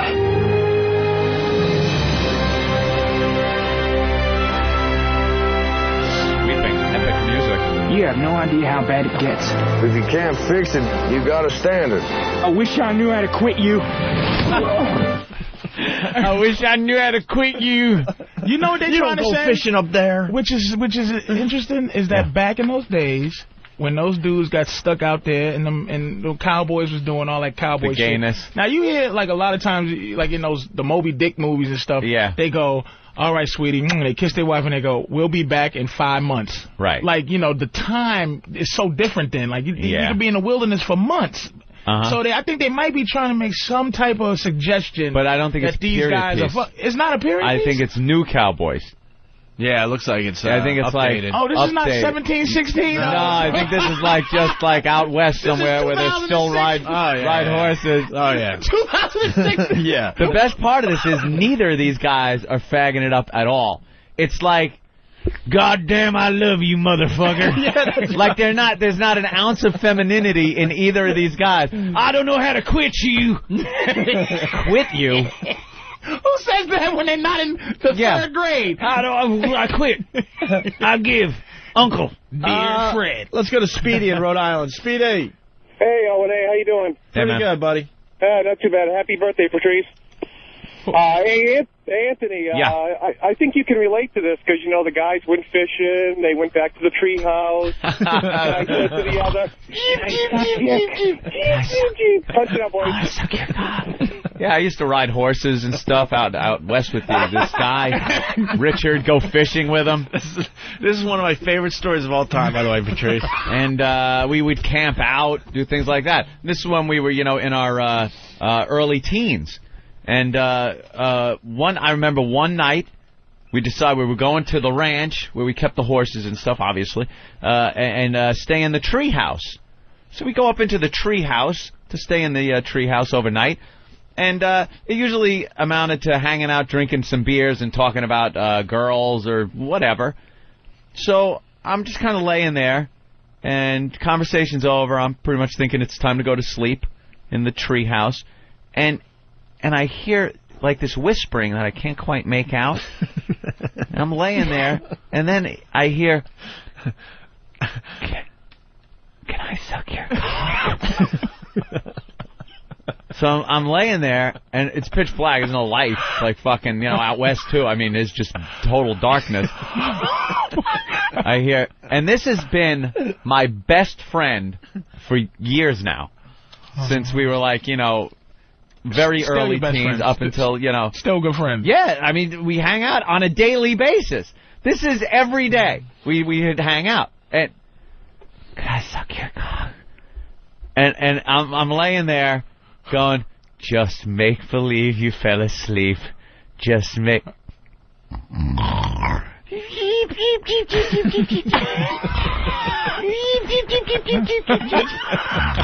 did the curlies. I was hot. Now I'm turned around facing the wall, and he's on the other side of me, and believe me, fully clothed, so I'm not worried about anything. Yeah, but you got to wonder, man, this might not be the best position to sleep in. Well, fully clothed is fine. You don't want to face him face to face. If he can fuck me through my jeans, right. God bless him. I figured this is good because I don't have to look at him, and I don't have to acknowledge him. I don't have to make a face like I'm faking asleep when my eyes are like saucers. I'm freaked out. I'm just laying there going. You just saw a ghost. Oh my God! I'm just everything's racing through my mind like, please make it a chick that just climbed in here and sounds exactly like my friend. Anything but what is really happening. But how'd you stay friends? Like after that? That's shocking, man. Yeah. The next day, it was pretty much changed the whole complexion of the friendship. But you had to make believe you never heard what he said the night before. Yeah, that was pretty much it. I never heard it. Say? I was asleep. Hey, man, you want to go out and Buffalo Russell? Listen, I saw a couple of alligators and some pterodactyls. I want to go pterodactyl riding. We still hung out and shit, but it was just never... It just wasn't the never same addressed, that, huh? and it was never the same. And I wound up coming back to New York a short time later and stayed here in New York. Oh, so you're not friends anymore? No. This was years. But I did go back in, I think, like around 87, 88. Mm-hmm. Went back there to visit my father and his wife, and brought a bunch of my friends out with me and shit. And he was there. Oh, boy. So because he remained friends with my father and Corey. Was you on the radio then? Wife. No, not yet. Oh, okay. Not so yet. he hasn't talked to you since you're on the radio? No, he goes, hell no. So you heard that, huh? He was in between seasons of filming Who's the Boss. What? Oh, yeah, right? So, and now it was just blatant. The guy was a flaming fag. Like, we went out there. Oh, he came out, he obviously said, stopped trying to cover it up or anything. So, we go out there, and we all went hunting. Mm-hmm. We were going pheasant hunting and shit up in the hills. Had all our shotguns. And my father's like, Richard, you going to come along with us? And Richard decided no, he was going to stay with Corey because she was going curtain shopping. So as everybody's going out hunting. Early on? Like in retrospect? Growing up? In retrospect, yeah, looking back, I was like, how did I not see? He was one of these guys who was like, he wound up being a male model. He was like a beard for Christy McNichol, who was a dyke. So when Christy McNichol would go out to these events, he was with her, like they were a couple. Oh, to pretend. And stuff. And he wound up being a model. And girls were, like, always, even as a young kid, was swarming all over this guy. So what was some of the things, like, when you look back, what do you have, a pink lunchbox? Like, ooh, that's a very sexy Barbie lunchbox you brought to school Just today. a little feminine, maybe. And all the girls that were coming on to him that he would just blow off, like, wouldn't even talk to him. Like, we'd be hanging out, and I'd be drooling over these fucking shit. Like, I'm trying everything. And when you're hanging out with the guy that's the fucking model-looking guy, believe me, I ain't getting shit. I could be funny as a motherfucker, and these girls just are fixated on him. And he's like, he has no club. He had no interest whatsoever. There's always a sign for me, like a dude that doesn't, like the classic way to pretend, if you're gay and you're trying to pretend you're not, you have to talk degrading about women when there's only guys around. You can't do any, I don't like that. You gotta, if a guy goes, man, I smell, you gotta go, how was it? Oh, you can't go, hey, you pulled her hair. Why? Like, dude, you can't, that's like classic, could be gay, don't do that. Just fake it. Fake it. I don't know if they have the potential to fake that. Oh, my God, Anthony. Yeah, that was a rough one. That's one of my favorites. And that was my friend. We would ride horses, we'd go fishing, and he didn't know how to quit me. Right. Gays are not attracted to me. That's one thing. Maybe I should be mad about that, but it's never been a crisis. Oh. Never. All right. I was just a cute little kid. There was one time. You do have doe eyes, though. Well, I had the big when I was a kid. Oh, forget it. They loved me. Imagine his eyes with no cigarette smoke, no drugs in it. Yeah. Just beautiful big eyes. Big, innocent doe eyes. No goatee. Just precious. Big doe-eyed. I was hanging out at the ranch one time, and there was a party going on. Yeah. And this old drunk Mexican guy comes up to me. He's like, how you doing? I'm like, all right. He goes, what do you say, me and you go in the bushes over there? Holy And my father was within earshot of this. Did he shoot him? I had never... He beat the living shit out of this guy, like, right in front of me. I'm standing... How old were you? I don't know, again, early teens. Jesus. He threw him on the hood of a car and punched him in the face and wouldn't stop. Just wouldn't fucking stop. And you came up with those beautiful eyes. And I was like, Daddy, stop it. Blink, blink. Daddy, don't. Daddy, don't. D-O-N-T, don't. That's going to make me laugh all day. You don't blink, blink, blink, blink with my little lashes. Oh, my God. All right, listen. We got to move on. We have so much stuff today. Oh, shit. So much. Fucking old Mexican. Anthony was a sexy little boy. I know. That's why this show rocks. Some days we have a lot of stuff, and other days we just, make it up as we go along. Good Day, New York, here in New York City. Dumb banter between the stupid newsreaders. This is one of our new bits we're slowly but surely developing here. Yeah. You know, they do a story about something, and then they come back and have to do their cute little comments and commentary about the story that was just on TV. Well, they're saying that there's a new thing people are going to be doing this holiday season. A thing? They're going to be hanging Christmas trees from the ceiling, upside-down Christmas trees. I saw that in the paper, and no, they're not. Who's going to do this? You think it's just one store? It's one store with a little gimmick. The Christmas tree, it's in a stand that's nailed to the ceiling. It's a great idea if you think about it. Because it gets people to come into your store, especially now that it's been in the paper. Everyone's going to go check out the upside-down Christmas tree. Gotta go check it out. I want a picture with it. So, of course, this is the most important thing to talk about on the news this morning. Sure. And if you're wondering about how should I hold it, Christmas trees upside down, it's the new trend. Well, I think this is really weird because if you have too many eggnogs on Christmas Eve, this is really going to mess you up. But apparently these are all the rage. They're Christmas trees that hang upside down. It's easier to get the star on it. That's true. You don't need the ladder. But the water would keep falling out of the little thing anyway. All right.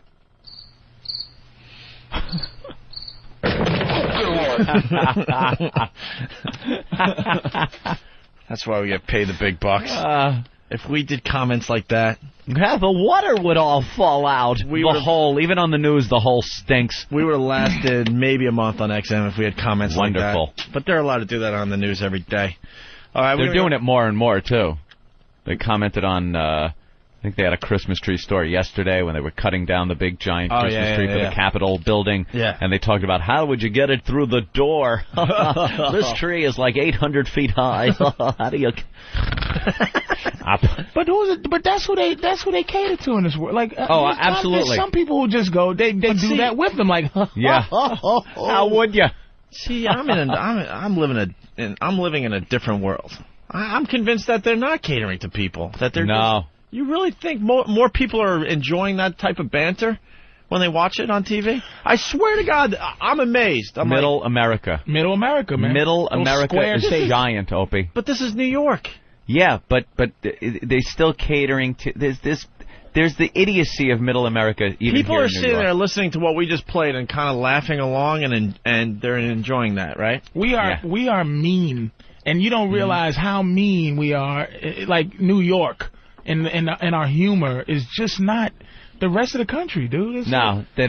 These middle people are offended very easily. Very easily, and they're entertained very easily. Like the dumbest things, like those little comments. They love sitcoms.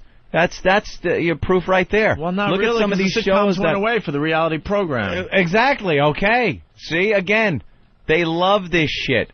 I was entertained by the reality program at first. For a little while. At first. It's the simple shit that most Americans really enjoy. I'm out of the loop. I'm just like, no way are people enjoying this just stuff. the circles you hang out in. That's how I feel about it, too. It's just like, you gotta be, you just make me laugh because you go, that's funny.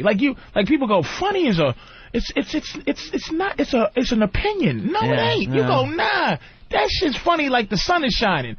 Funny is funny. You know it. Yep. You know what I'm saying? It's like this when they go, and the thing. And I just think people just are comfortable not being edgy or I don't know what, but people are into that, man. I think as viewers, they just gave up too. People gave up trying to entertain people, and then people at home go, this is the best it's going to get, so I guess I'll just laugh along.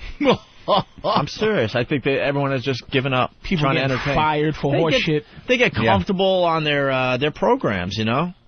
I watched Letterman last night. I'm like, man, this guy got comfortable. Yeah, this guy used to be out of the studio doing bits left and right. Letterman's now no he's doing kid jokes about either. Now he's doing jokes about New York City that don't even pertain to the new New York had, City. Like quadruple bypass. Yeah. Like. Then why is he still on TV? Is there a young a zillion a year? He's not going to give it up. Is there a young? Yeah, but isn't there a young go-getter that's willing to bring back that type of people still TV? People still watch hitting the streets, doing the bits and everything. He has that thing. He's not going to groom anybody to take his spot. You know, that's why he has. But it's not mundane shit following him. He's not grooming a successor. What you call the guy that came on after him wasn't going to be a success. No one's going to watch him every day. Well, it's Craig Kilborn, and now they got the new guy. This goofy English guy, right? Who's just not. Letterman is not grooming that to happen, man. No. Conan is working that show on a nightly basis, working hard and coming up with all sorts of very creative bits. But he's on in the middle of the night. Why not just move him up now? He's got the. I don't get that shit. To where? To Tonight Show. He's got. Well, he's going to get the Tonight Show, so that's maybe not the best example. But obviously Letterman's just kind of calling it in. So why behind the scenes aren't they trying to figure out what to do? But that's like trying to get rid of. Pay him off and bring in a new guy. That's like trying to get rid of Carson when he was evidently getting old. Yeah, Carson seemed like he was doing it right to the end. No. I don't remember anymore because that's a long time ago. When he left or was forced out, like some people said, he definitely wasn't at his peak, but he was still watched. There's still a fire. I mean, Letterman is completely, and I want to see it, because he's like an icon. You got to be nervous about trashing certain. Reason, but the dude, it is Letterman. Like as a comic, when I first started, it was like two things you could do. One's Letterman. The other one's HBO. You know what I mean? Yeah. It's like Letterman was like, I want to do. No one even wanted to think about the Tonight Show after a while. It was like Letterman was the cool thing to do. Now Letterman is like, he's just calling it in. He lost the passion. You see Jay Leno, he still has the passion. And it amazes me. If we have a bad show, I go home and I beat myself up. And I look at these guys that do the same, the TV shows or the radio shows, and they don't give a fuck. They don't care. As long as they get the paycheck, they got the big contract, they're like, fuck it. It seems like they just have a fuck it attitude. But the people that... And then us, we're stuck with bad entertainment on TV, and I think we just sit back and just go, well, this is the best it's going to get. But the people that reach out, they're always corny. Like I said, man, it's like I do this bit on stage about R. Kelly and how is he still famous with the accusations. Yeah, which was great, by the way, when I saw you at the Avery Fisher Hall show. Well.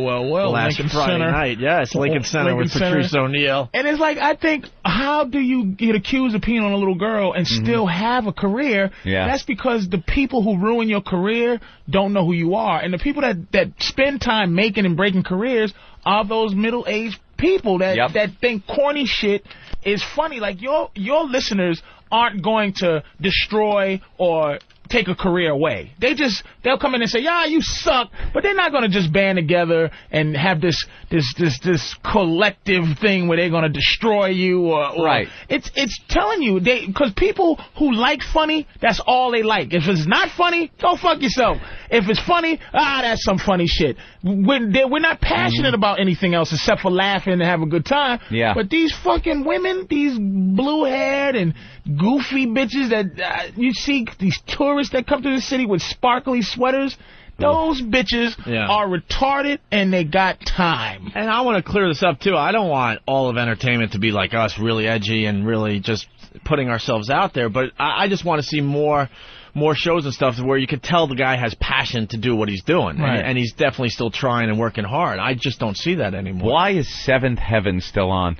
It's amazing, man. Why is that show still on? It's kind of like when we joke about the comics in the newspapers. Yeah. Who the fuck is still reading that who's shit? reading it and laughing? and thinking Beetle Bailey is funny. They got 4 or 5 pages dedicated to comics that I just know no one's reading.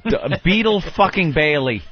Who's reading that and getting a real laugh out of it? But I think it's just like, Horrible. No one wants to try to find the next big thing, the next big comic strip or what have you. It's just like, this has been working for years. Well, it's that corporate thing, man. It's like they do that. They research human beings' behavior, and it's like, we research this. Based on like my slide rule is telling me that this would get a laugh.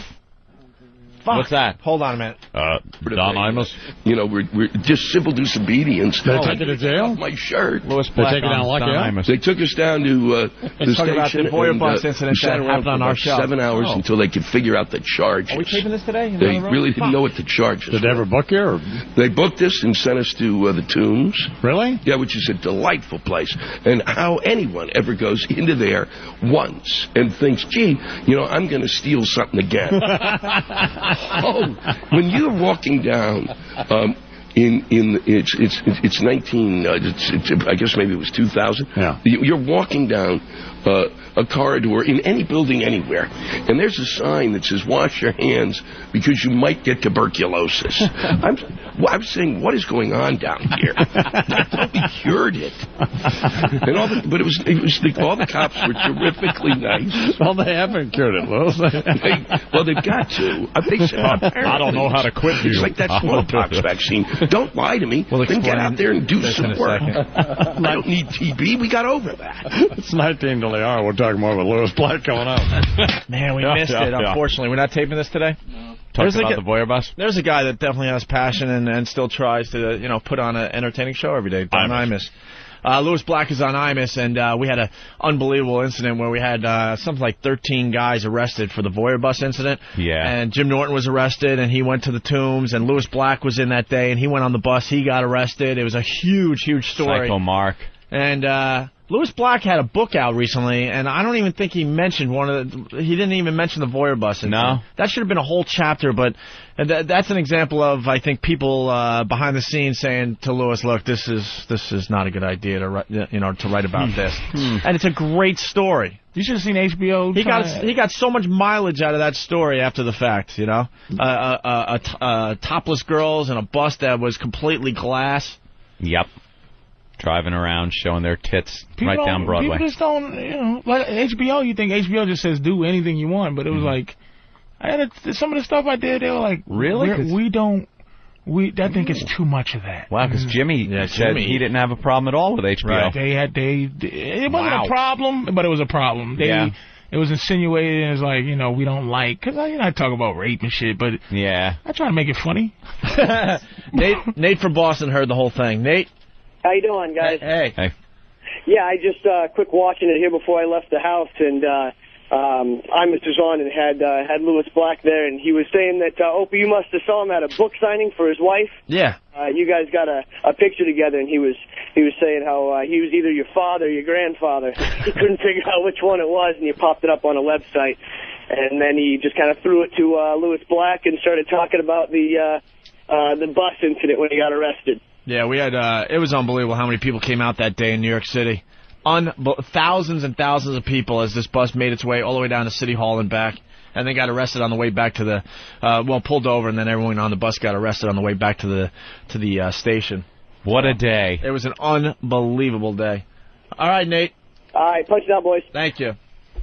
Anyway, that derailed us a little bit. That happens with Imus. Out there, he's out at his ranch. Maybe laying down. So that wasn't a risk of death penalty for you guys, like that no one. We thought we were going to take get fired. You away. We thought we were going to get fired for that one. For the voyeur bus? I didn't. I swear to God, I didn't. But Anthony's usually better about that. I thought we were getting fired. That was a huge police involved, and that got ugly. Yeah, the mayor had to go on TV and comment about us. He called us stupid. What keeps Mayor you guys, Giuliani called us stupid. After a couple of things like that, and then after the big incident, that doesn't make you David Letterman-ish. That doesn't Lettermanize you, motherfuckers. Lettermanize. Where you go, well, I would, but we're still pushing it. I still feel like we're gonna do something, not on purpose, that gets us in some deep trouble again. Yeah. It also takes more than a year to concoct to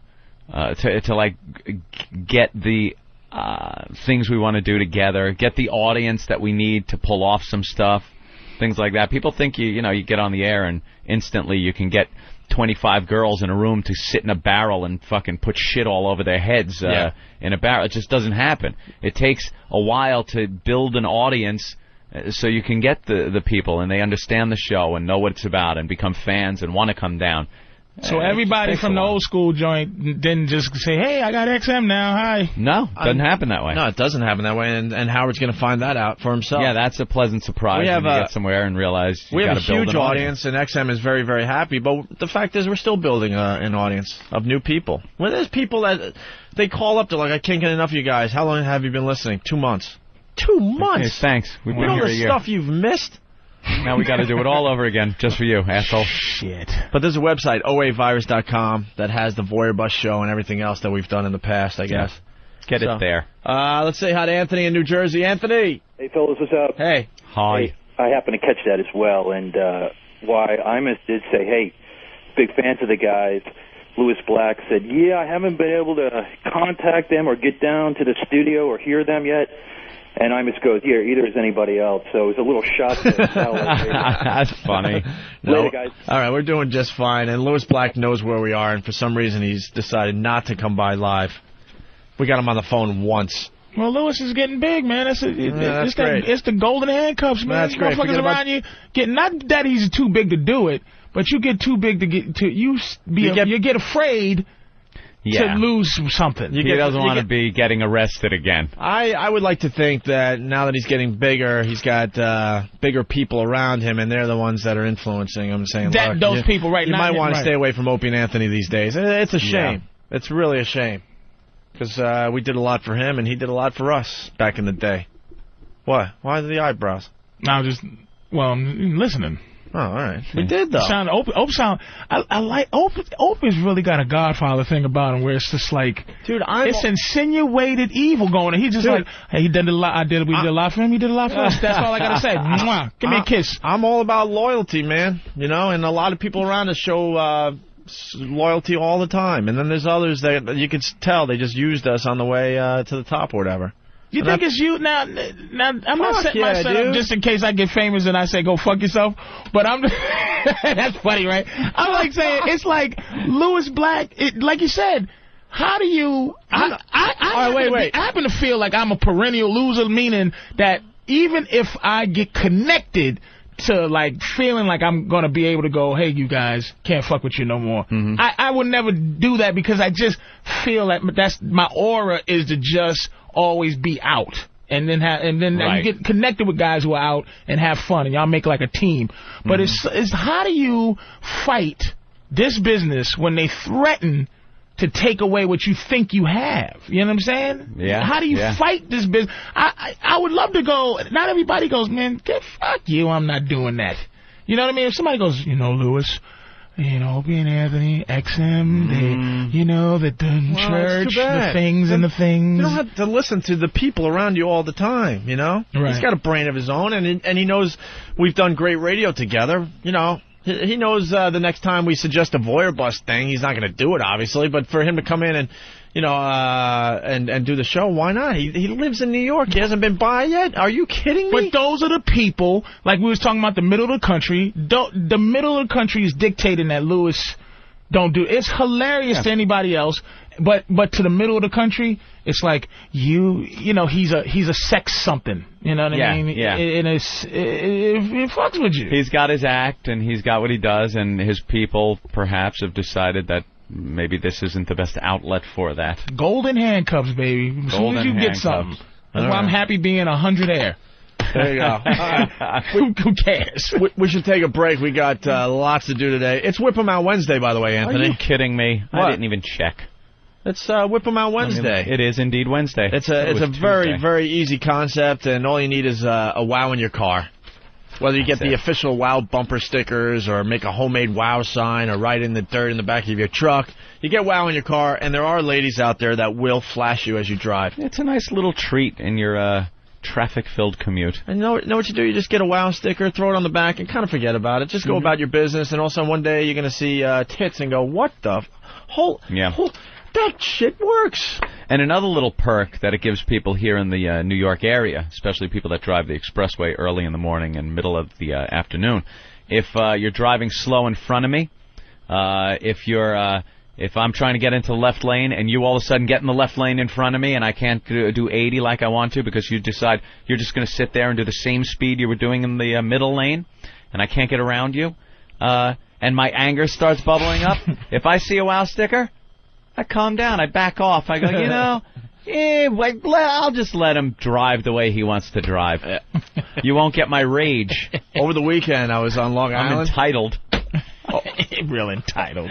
I laugh at myself every time now I do something, and I go, goddamn Patrice he thinks he's entitled. That's entitled. White entitlement, man. White entitlement. Speed it, please. I know the speed limit is 65. Places to go, things to do. Over the weekend, I was on Long Island, and I was behind a, I don't know, some kind of SUV that had a wow sticker, right? Mm-hmm. And I had my brother in the car, and we happened to have those T-shirts that we gave away at the Halloween party. Had a bunch of them in the car. We were heading out east for my brother's christening. So we stop at Jericho Turnpike and Deer Park Avenue right there, and I jump out of my car, bang on the window, say, roll it down. He's like, what the? He had no idea what was going on. I wouldn't either. I'd have shot you. And I would have just shot you. He rolls down the window, and attempted carjacking. And I throw a shirt right at him. Boom! And I get back in my car, the light turns green, and I go off. And you could tell the guy's like, what the hell just happened, right? But at the next light, he realizes that it was me, and I just gave him a T-shirt. The guy fucking freaks out. Lost his mind. Beeping, swerving to get close to my car to say hi. I'm like, who was that? Right. Anyone comes up to my guy, I have my peripheral vision, everything is radar when I am driving. I am looking around, and when I stop, God forbid somebody gets out of their car behind me and starts coming up to my car for any reason whatsoever. Oh, my God. They either get run over, shot, I'm going through whatever red light is in front of me or something. I trust nobody. And I'm not even talking black guys. White guy, Opie, a guy like Opie could walk up to my guy, I'm gone, I don't need to deal with it. You don't even want to know. I don't need. There's no reason for anyone to come to my window. All right. So if you I got lights and buzzers that tell me if my tire's going flat, if I'm leaking oil, if there's smoke coming out. So it's no help anymore. Remember, roll your window down. Your wheel, it's shimmying a little bit. Oh, I shimmy your wheel. I got my car diagnoses it, fixes it on the fly, tells me. I don't need to talk to anybody. All right. Well, here's the deal. So if you're looking for a WOW sticker, because it is Whip 'em Out Wednesday, you just send in a self-addressed stamped envelope to us here in New York City, and we send out the WOW stickers, okay? The address is up on opieandanthony.com. It has a nice little icon to click on. If not, really fast, you can listen to the address on the replay with a little pen and paper. It's 111 West 57th Street, New York, 10019. All right? I'm take a piss. All right, yeah. We have a WOW line, too, by the way. We do now. That's one of the big stories today. Patrice O'Neal in studio. That's Disturbed doing Land of Confusion, the old Genesis song. So what do you think of T.O.? Oh, Jesus, man. The Eagles saying bye-bye to Terrell Owens. One thing I know, he's going to have a job. He's the best wide receiver in the league. Yeah, it's not like he's out, you know. Yeah, he's going to get a job, you know. But he's apologized. He wants back. What a pussy, man. I was on his side, like going, okay, there might be some because what's that other wide receiver that got kicked out of there? He was a bum, but he was real funny. Anyway, for Philly, he's gone, but he kind of was insinuating this the other day on ESPN that Donovan is kind of like a wishy-washy kind of baby kind of dude. Like, he didn't really say it because he might want to go back to Philly. What is that guy's name? I forgot his name. But he was kind of on T.O.'s side, and I was going, you know what? T.O. might have some shit going on. They might have did something to him, some sneaky businessman shit that messes with you. You know what I mean? And I'm going, I'm with T.O. on this. You know, fuck that. Football doesn't have any guaranteed contracts, which is horrendous, where you can get your face knocked off at any point. And then he gets on and he apologizes, which says, you pussy, you was bluffing. They called you bluff, and now you're like, sorry. It's like, it's now I'm like, come on, T.O., you fucked up, man. Excuse my language. Yeah. But it's like, come on, man. Come on, dude. Don't apologize, and then you might have had a chance of, like, having me be on your side, because then there's a story that's not out. But once you apologize for something you didn't do, no one apologizes for something they didn't do. Yeah, but I don't think he cares about you giving him his props or he just wants to play for another team. Respecting him. He just wants to play. But it's not even a thing about me respecting him. It's a thing about him like doing what he was doing all this time, crying and saying people don't understand me, and people did this, and when the real story comes out and all the goofy shit, and then he had his agent up there too. I wish I would have my pussy ass manager or agent. That guy talking like a for lunatic. me like that. Yeah, in the back like I'm retarded. He sounded like a lunatic. We got some of the audio here, but I haven't heard that. Yeah, T.O. just wants to play for another team, and the New York sports page here, they're saying, hey, Jets, wake up and get Terrell Owens. T.O., we don't care. That's exactly. And then I'm thinking, hey, that sounds like a good idea, but then I'm thinking the rest of the country that has, an NFL football team, they have the exact same story in their paper today, too. But he's only going to be able to go to any, I think having a black coach might help T.O. just to say, brother, I know what them crackers is doing to you. Go out there and get them to He's been broken. Like a wild horse. Oh, like a wild horse, they broke him. Don't you understand how hard it is to walk as a black man with your goddamn back straight with these crackers on your back? You watch. He's going to be Nigga, my spine is on fire. He's going to be well behaved now there, Patrice. Goddamn, they turned T.O. to yes, sir. Yes, sir. Yes, sir. They broke him. 4-game suspension? Hey, man, there was a time, Ant and I, we got broke.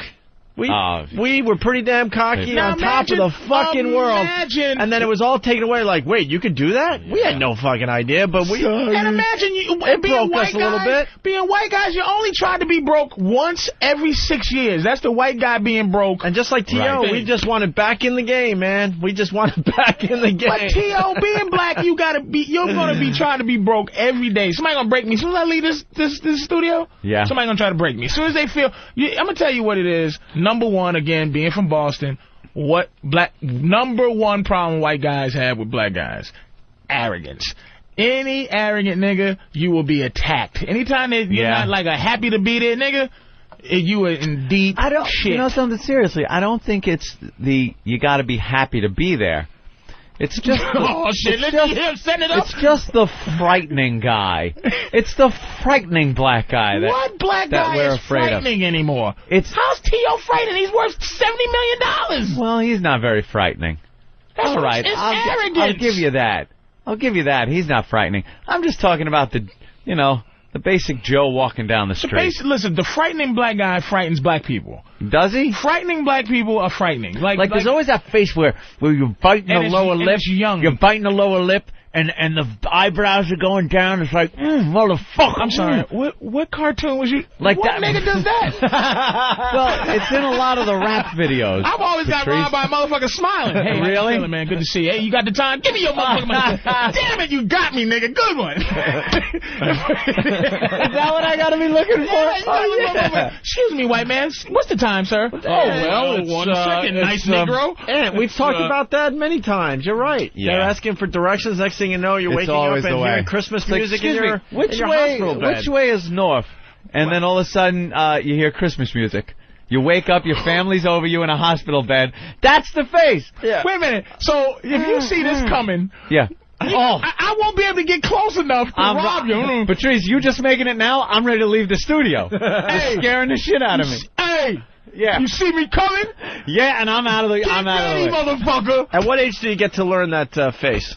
Because you all do it. It's the face. It's the face to stay alive. That's all. All right. It's like, okay, I grew up in Roxbury. Mm-hmm. There's a finite number of hardness and like my face. I can make a face to survive in Roxbury. Yeah. I can't make a face to survive in the toughest parts of Brooklyn. My face isn't there yet. No. As a black man, you can say, okay, this dude right here. But this guy, this motherfucker. Like I can make a face for Harlem. I can make a Harlem face to stay alive. Like I belong here. But East New York.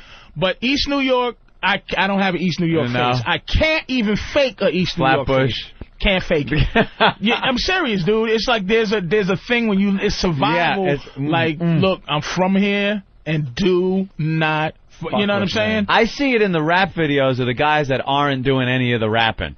Like there's one guy rapping, and all of the guys around him are they're making that face, and that face scares that. Oh, 50's got that. 50 got that face. Oh man. my 50, God, does 50 he have that? has a survival face. He has the face where that dude has the face of the toughest borough. Now somebody from the toughest borough might disagree because I've seen a couple of guys from East New York, and I've seen a couple of guys from Flatbush or certain parts of Queens. 50 has a real face. But he you know can what I'm also saying? do the smile and how you doing, and then 50, fuck you up. There's some people that disagree with 50.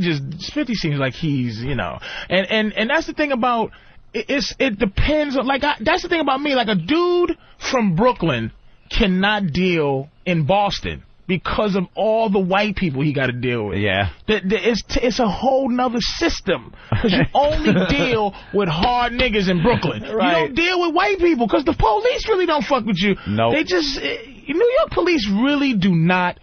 They're not a fucking with you kind of cops. Mm-hmm. You know what I mean? Like Connecticut. They just, what are you doing? Or these goofy towns, you know what I mean? Yeah. In New Jersey, where you can get pulled over just because they feel like it. New York, so dudes in Brooklyn, they do not, so it's all, their whole life is dealing with, what you looking at, nigga? What? Yo, son. Let me tell you something, dude. I'm telling you, yo. Like, you see this? This is my fake trying to get a part in a movie.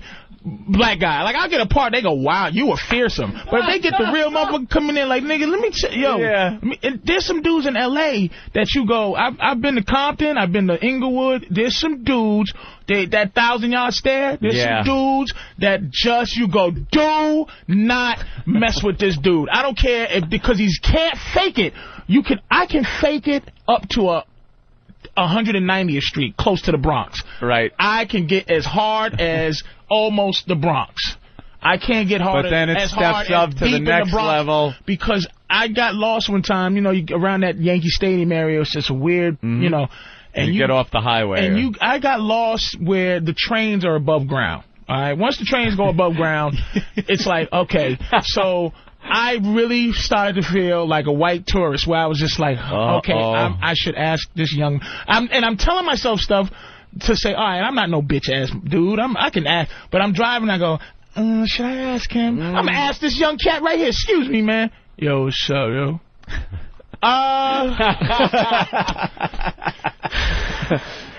I hate to bother you. Do you know how to get to, you know, do you know how to get back down? Because I think I'm facing the wrong way. I don't see New York. Usually from here you can see the buildings that point you towards Manhattan. Yeah. And it's like, yo, nah, no, yo. It's like, all right, good enough.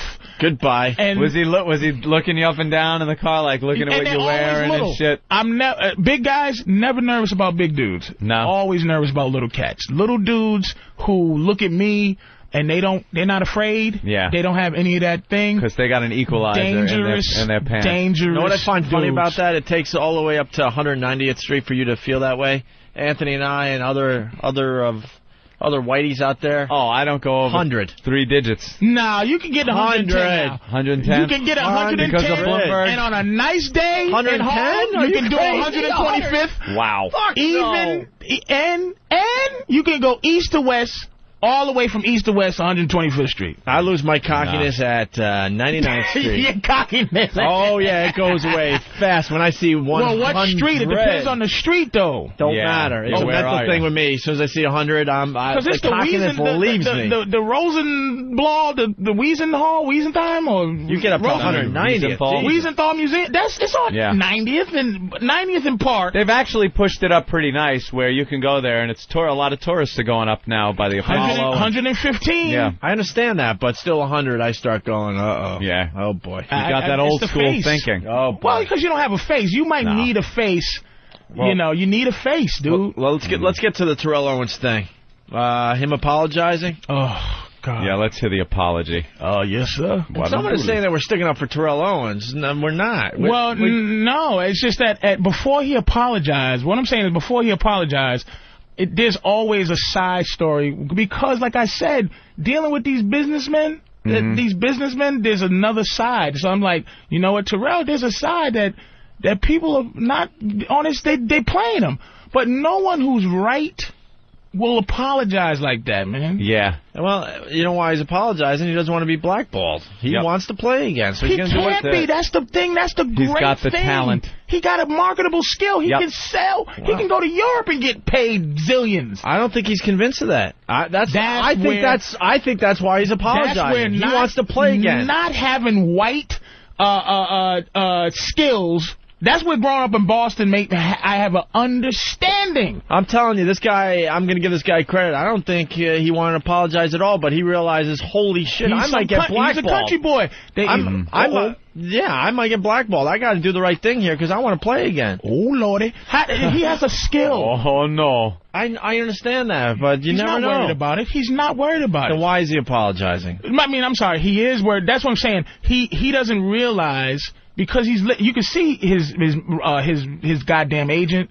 He's listening to white guys. He signed that $47 million contract. He was happy as hell. The Philly was great. I was so happy for Philly that they were good. And then he got this asshole, this power broker, who starts saying words that Terrell never heard. And a lot of times black people who don't know white people, when white people are smarter than them, they try to be as smart, and it gets to be. When white people know stuff, I go, all right, what are you talking about? Let me get some white information. You might know something. They're afraid to be dumb, so they just go back. They sit back, and he goes, Terrell, I know the right thing. But that's not a black-white thing. That's not a black-white thing, man. Yes, it is. White people don't have that stigma, man. Dude, we thought we knew it all. I hate to keep bringing it back to our situation when we got fired, from Infinity Broadcasting for the St. Pat's thing. Yeah, we listened. But we started listening, going, whoa, hey, this white dude might know a little more than we do. But do you say it on okay, when they come down on you, do you come back and you go, Anthony, these crackers? No, also we're like on the phone with each other going, wow, we didn't think of that. We didn't think that they might arrest us. There was a time we thought we were going to get arrested. Oh, yeah. It was getting just crazy. Got nasty, but let's go the word cracker didn't come up. You're right. Never came up. Let's go to the T.O. apology here. As you know, I have been suspended and told that I cannot play football for the rest of the season. I am a football player, and this is what I do.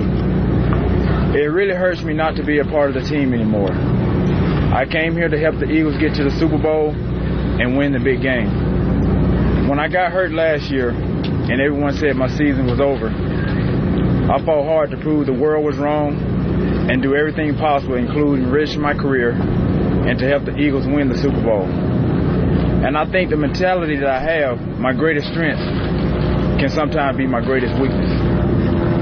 I'm a fighter. I've always been, and I'll always be. I fight for what I think is right. In doing so, I alienated a lot of my fans and my teammates. Boring. Oh, boy. I hate these written apologies. Yeah. That was written for him. I would love to see one of these guys just go on TV and go, oh, hey, and just speak from the heart. I'm telling you, if you don't have... Every word was thought out beforehand. If you don't have the proper skills to deal with this, like, when they ask black athletes, you got a $90 million contract. What are you going to do with your money now? What are you going to do? As if, like, do I owe you... Motherfucker, I'm going to buy a diamond house. That's what the fuck I'm going to do. I ain't going to save the kids or nothing. Are you stupid? Like, these dudes don't know you can go, man, get out of here. All he had to do was play. That's all he has to do. This is why he's going to have a job. Yeah. He doesn't understand. He didn't have to do that. First of all, his agent works for him. Get rid of this idiot. Get another guy. Say, look. All right, look, this nigga, I'll sell that dude down the river. I was listening to him. I shouldn't. Yep. I'm ready to play some goddamn football. I'm the best wide receiver in the league. Give me some goddamn money. That's why sports is better than what we do. There is market value. Like, there's no way, like, some idiot makes more money than me that people go, wait a minute, you're way funnier than him. Right, in sports you can see the market value. You can go, wait a minute.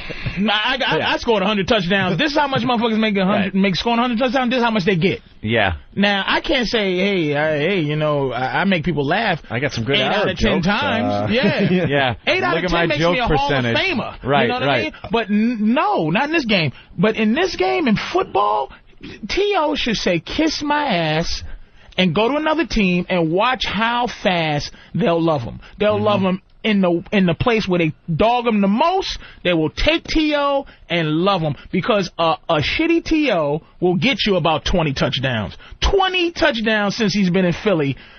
Their whole roster in the last 10 years hasn't scored 20 touchdowns. Yeah. ever. So I'll take those. Yeah, I'm with you. Someone's going to take T.O. He should know it. I would love to see that. I would love to see that. His agent scared him, T.O. His white guy in his corner, that his white shield of protection from the... by the way, is looking out for himself. Looking out for himself. And not his player there. His white shield, he said to him in a room, T.O., it's looking bad. You should go and apologize. Yeah, he wants to make sure he's going to still get some checks coming in. Absolutely. From Terrell Owens, yeah. Without a doubt. Terrell did not know how to tell that guy, shut up, stupid Rosenhaus. You blew it for me, asshole. Right. I'm listening to you, and now look at me. Yeah. Here's the agent. He's here to make sure, on the record, that people realize he is sorry. He wants to play football. He's a great person. I believe in him. There are a lot of his teammates that believe in him. He needs to be playing.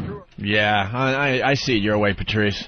I'm telling you, Terrell Owens should just be on TV, staying as cocky as he has. I've been faced with arrogant nigga shit I'm a big giant loudmouth. So I know what it's. You gotta be like, hey, you gotta be. It's appreciation kind of thing. You gotta never know. You never gotta feel like you're included. Yeah. More agent talk. Terrell's goal this year was to win a Super Bowl as a member of the Philadelphia Eagles. That has never wavered. That's his goal. He hopes to do that. This is very unfortunate that he's been sidetracked. But hopefully you'll all help us get back on track. Because the bottom line is, I don't believe the media's been fair to him. There are players in the NFL who are arrested who violate the program when it comes to drugs or substance abuse, and they are not punished as seriously as he has been. There are players who do not get criticized as heavily by the media who do very significant things. He hasn't broken any laws. He hasn't broken any rules. Oh boy. Ghetto rule, 190th Street rule number 1.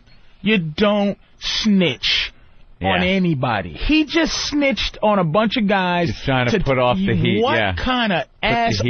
And then he said Terrell was sidetracked. He didn't say we got sidetracked. Terrell got sidetracked with his nonsense, dumb stuff. He leaving Terrell out there dry. I like how he chummed the water and started the feeding frenzy of the press. They were all... They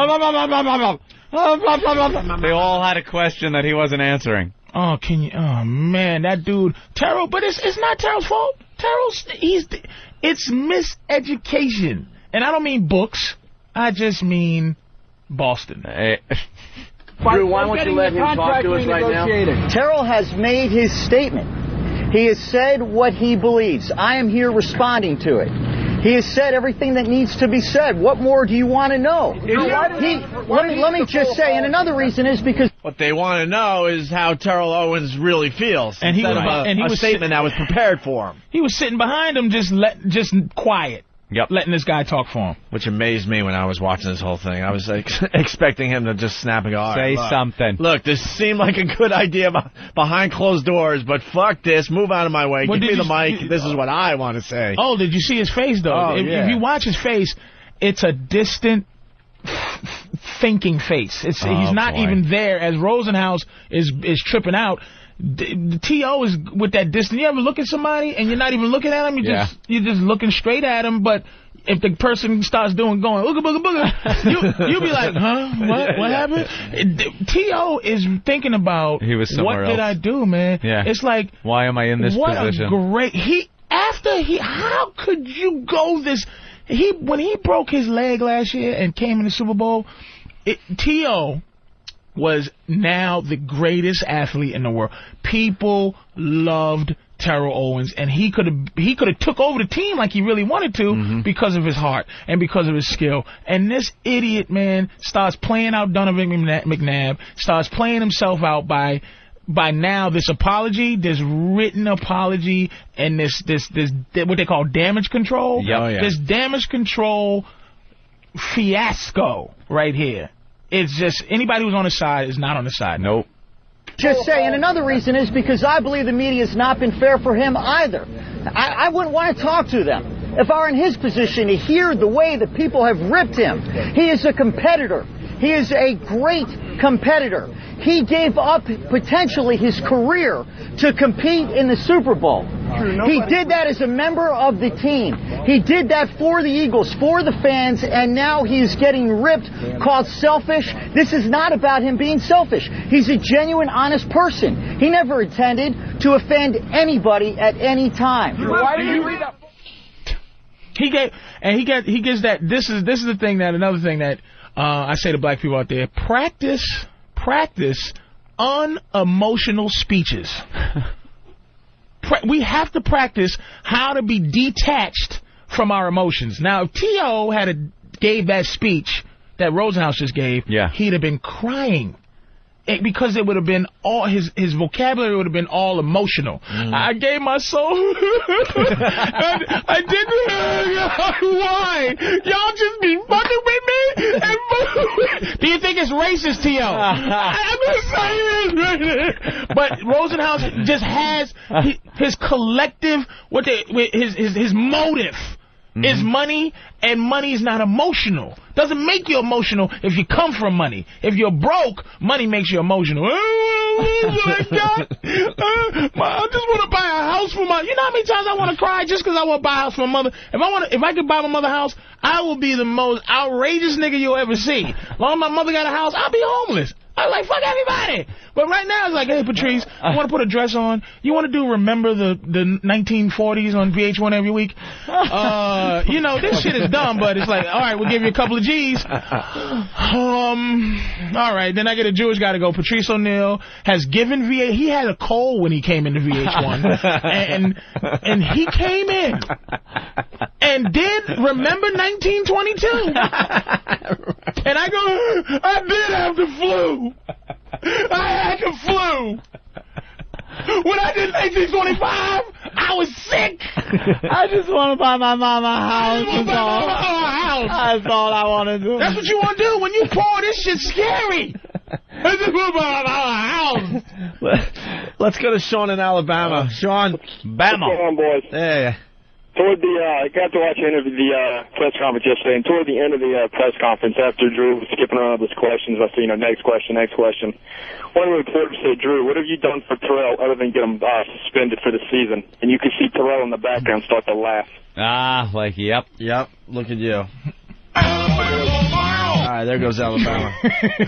I guess that's enough on the T.O. thing. Oh, boy. Yep. People going to learn. He'll be playing next year, though. Of course. Oh, he cannot play. That's the thing. You think he's done for the whole season, though? He has no choice, right? I don't know. The Eagles... Somebody will pick him up. Yeah. No, the Eagles own his contract, don't they? But see, this the reason the only reason they would have suspended him for the rest of the year. Yeah. But they can't. That's the only reason he's not suspended for. So after the suspension, he can't be on the team no more. He's done. Because they can suspend it, he's still on the team. Yeah. After the suspension, he's out. But the only reason they didn't suspend him for 8 or 6 games or 7 games, whatever's left, is because they can't do it. You just can't do it. And so they're getting rid of him for 4, and after the 4, they got to let him go. Or they got to pay him. What's their record? They're out. They're 500. They're out. Nah, not yet. Wait, what are they? They're 500. They're like 4-4 or something. Oh, these guys seem to know something. Travis seems to know something. I don't think they're 4-4, are they? No, they're not 3-5. Travis, what are they this year? Oh, I don't know their record, but they're not that good. Yeah, I think they're 4-4. But after the 4 games that he's suspended for, they're not going to let him go. They're just going to put him on the inactive roster. Oh, he's still got to get paid. Yeah, he'll get paid for those games, but they're going to pay him. They don't give a fuck about the rest of the season. All right, they're just making sure he doesn't play at all this year. And they're not sure that they can do that. If he's physically able to play, right, they might not be able to do that. I got to look this up, man. 4-4? They're 4-4. Let me take a quick look all here. Because of a little bashing. 4-4, you're right. All right. Well, all right, they're 4-4. You're right. And they're not out of it, because the East stinks. The NFC East Why stinks. would they just... What's the motivation here for the team? I mean... The motivation is what they do. Arrogant nigga. I'm telling you. You guys, see, Mr. Entitlement, you don't understand, dude. I don't. It's not good. It doesn't seem like good business. Arrogant, and they don't. This guy's worth $1 billion. They need to stop him. They need him to be a good boy.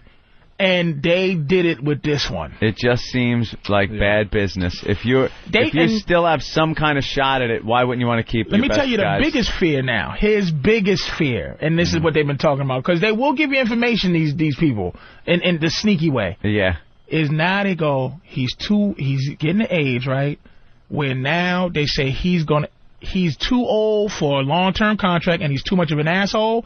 They blackballing him. See, Rosenhaus knows language. They start scaring him. And what happened is they said he's now a rented player, meaning you're only going to rent him each year until the end of his career. Oof. No one's going to be loyal to him and give him a big contract. So he's rent T.O. You score a touchdown, you do good for us, we'll give you another year, boy. All right, so Rosenhaus knows that kind of language. That's when Rosenhaus became a slave. Jewish lawyers become slaves when they hear money language. Oh Lord, they rent the home. They's gonna rent the owners, T.O. That's what he's doing now. That's language that T.O. didn't understand. It's like those commentators on ESPN was like, T.O.'s finished. Because no one's going to be loyal to him. And now they're turning the NFL against him because teammates, because Donovan McNabb, they get on there and they tell you the whole, you can see the setup, baby. You can sit there and you see the setup. It's like Donovan McNabb is one of the most well-loved players in the league. He went to the Pro Bowl and everyone gravitated towards him. Did you see his soup commercial? He loves his mama. Donovan loves his mama. And it's like, T.O., which mama? He loves both his mamas. He came from a two-mama home. Now poor T.O., is now finished. All right, well, there you go. There's the T.O. Damn it. Man, very good, Patrice. Son of a bitch. When we get back, we have exclusive audio. Of the Chimp attack survivor. Oh, thank God. I saw him on the We TV. were on this story early. Why was he wearing? He had a surgical mask on? Oh, because he's so fucked up. Still a fucking mess. That he can't even take that surgical mask. I thought maybe it was for bacteria, but it's just he's so fucked up. The Chimp ate his face. Nibbled on his ball sack. Both balls. Took his fingers off one at a time. And not even chewed. It didn't even say chewed. Ripped his foot off. This fucking chimp muscles. We got a baby Kong on him. All because all because he was bringing a birthday cake to one of the other chimps. This guy is finally talking. He was on Good Morning America, and we got some of the audio to go over next. Okay, nutless chimp guy. Yeah. As we go to break, what we'll an do asshole. This. You got this one, Eric? This Derek at? They're so cute in that little coveralls and engineer hat. When you put a little chimpanzee in an engineer hat, like he's going to drive a train. Yeah. And the little coveralls. They're adorable. But you bring one a birthday cake and don't let the other one have any, they rip your fucking balls off. They did a magician's tiger on him. Yeah, absolutely. We'll get into that after the break. And also, Trading Spouses Part 2 is tonight. The Psycho Religious Woman. Yeah, I love this one. This is great, too. So, lots of shows still to play. All right, we got Patrice O'Neal hanging out with us today.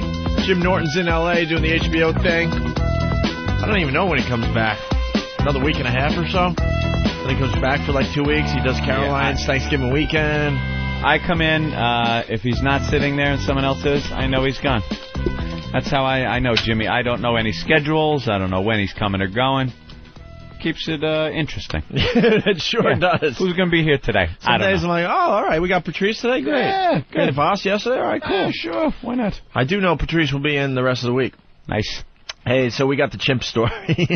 Yeah, this is ridiculous. One of the best stories since coming to satellite radio. People just don't realize that animals are fucking animals. They're just animals.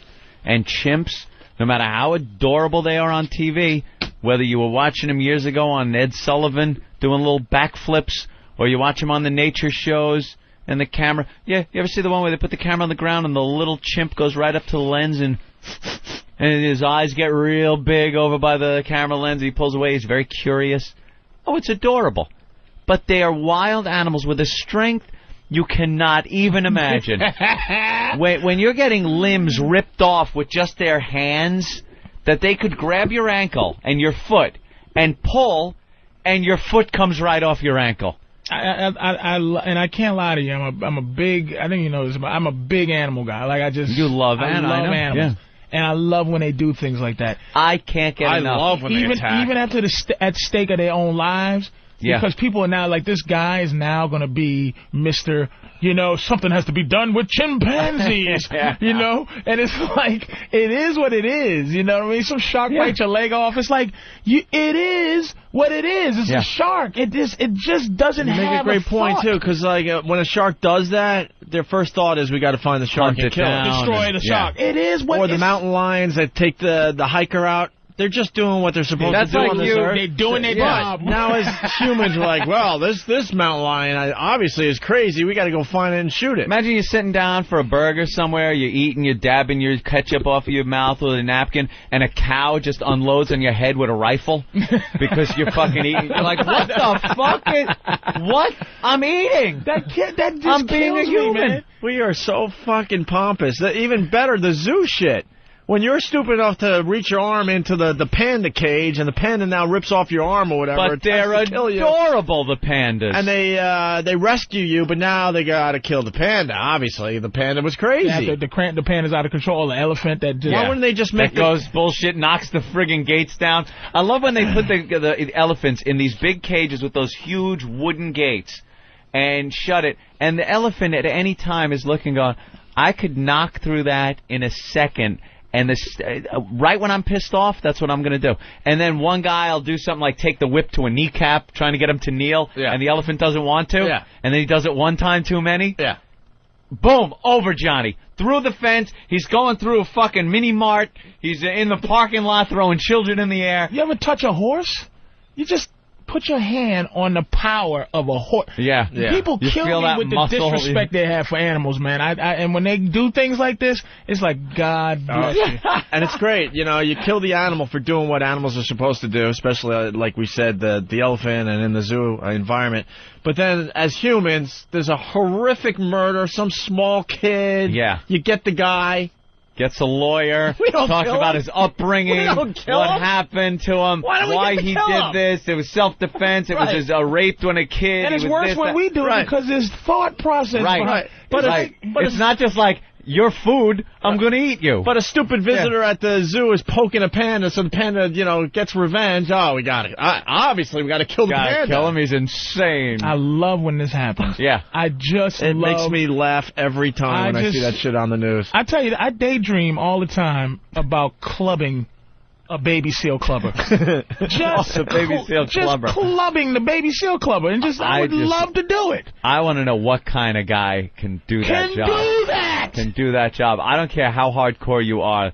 To take a club, and have you ever seen their adorable face? It is about the cutest thing. Anthony face. They got their little eyes going blink, blink. Between a baby seal, I would say between a baby seal and a little puggle, a baby seal, the cutest, most adorable thing. There is nothing cuter than a little baby seal on the ice. They look up at you, whiskers are twitching. Look at the picture of them. It's adorable. How can you do that? And you're taking a club and bashing them over the head. Just before you take the bat to the head, you see the little thing going blink, face, blink. And don't get me wrong, I don't care how many are left. I don't care if it's like, do you know we shouldn't club them because they're almost extinct, or you can get a synthetic fiber that feels like that. It has nothing to do with that with me. It's just that he's cute as a little bug's ear. Just to smash him in the head. And look at his eyes. And look at that little Anthony face. It's like, you know what it is? If I was a Mexican, I'd try to take him to the bushes. Can't you put chloroform on his face? Something. Can't you chloroform him? Can't you just... he's so cute, you could probably just sing him a lullaby, and he'd go right to sleep. How can you do that? I don't know. Adorable. I don't know. I couldn't even club a rhinoceros. It's like a big ugly rhino. Like he just goes, ow! You'd wind up, hit him once, he'd be all hurt, and he'd be, I'm sorry. I'm sorry, Rhino. I'm sorry. Rhino, he just goes, what's that all about? Why? Listen to this guy from Tennessee. Tim? Yeah. Hey. Yeah. Back in the 40s, in the town where I live at, they had a elephant that went crazy during a circus and killed like 5 people. They hanged the elephant from a train crane because it was the only thing big enough that they could use to kill the elephant. Yeah, they gave him a hanging. They hung him. They hung that boy. I did hear about this. I don't remember. It wasn't Jumbo, was it? No, it was called Murderous Mary was her name. Ain't that a guy? Murderous Mary. Ain't that a bitch? Hey, there's a picture that Eric found of a guy getting ready to club a seal. Don't show me What that, is that man. guy thinking? Don't show me that. Does he go home and take his kids to soccer practice? It's looking up at him. It's talking to him. I've been alive for 35 years, and I'm going to tell you something. Remember that show that used to come on, Those Amazing Animals? Yes. Oh, yeah.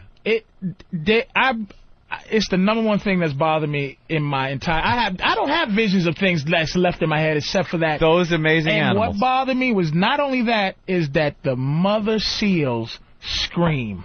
Yes, when they that's do. happening, man. Yeah. All right. Let's get to it the is chimp. one of the worst things. I would love to club a dude.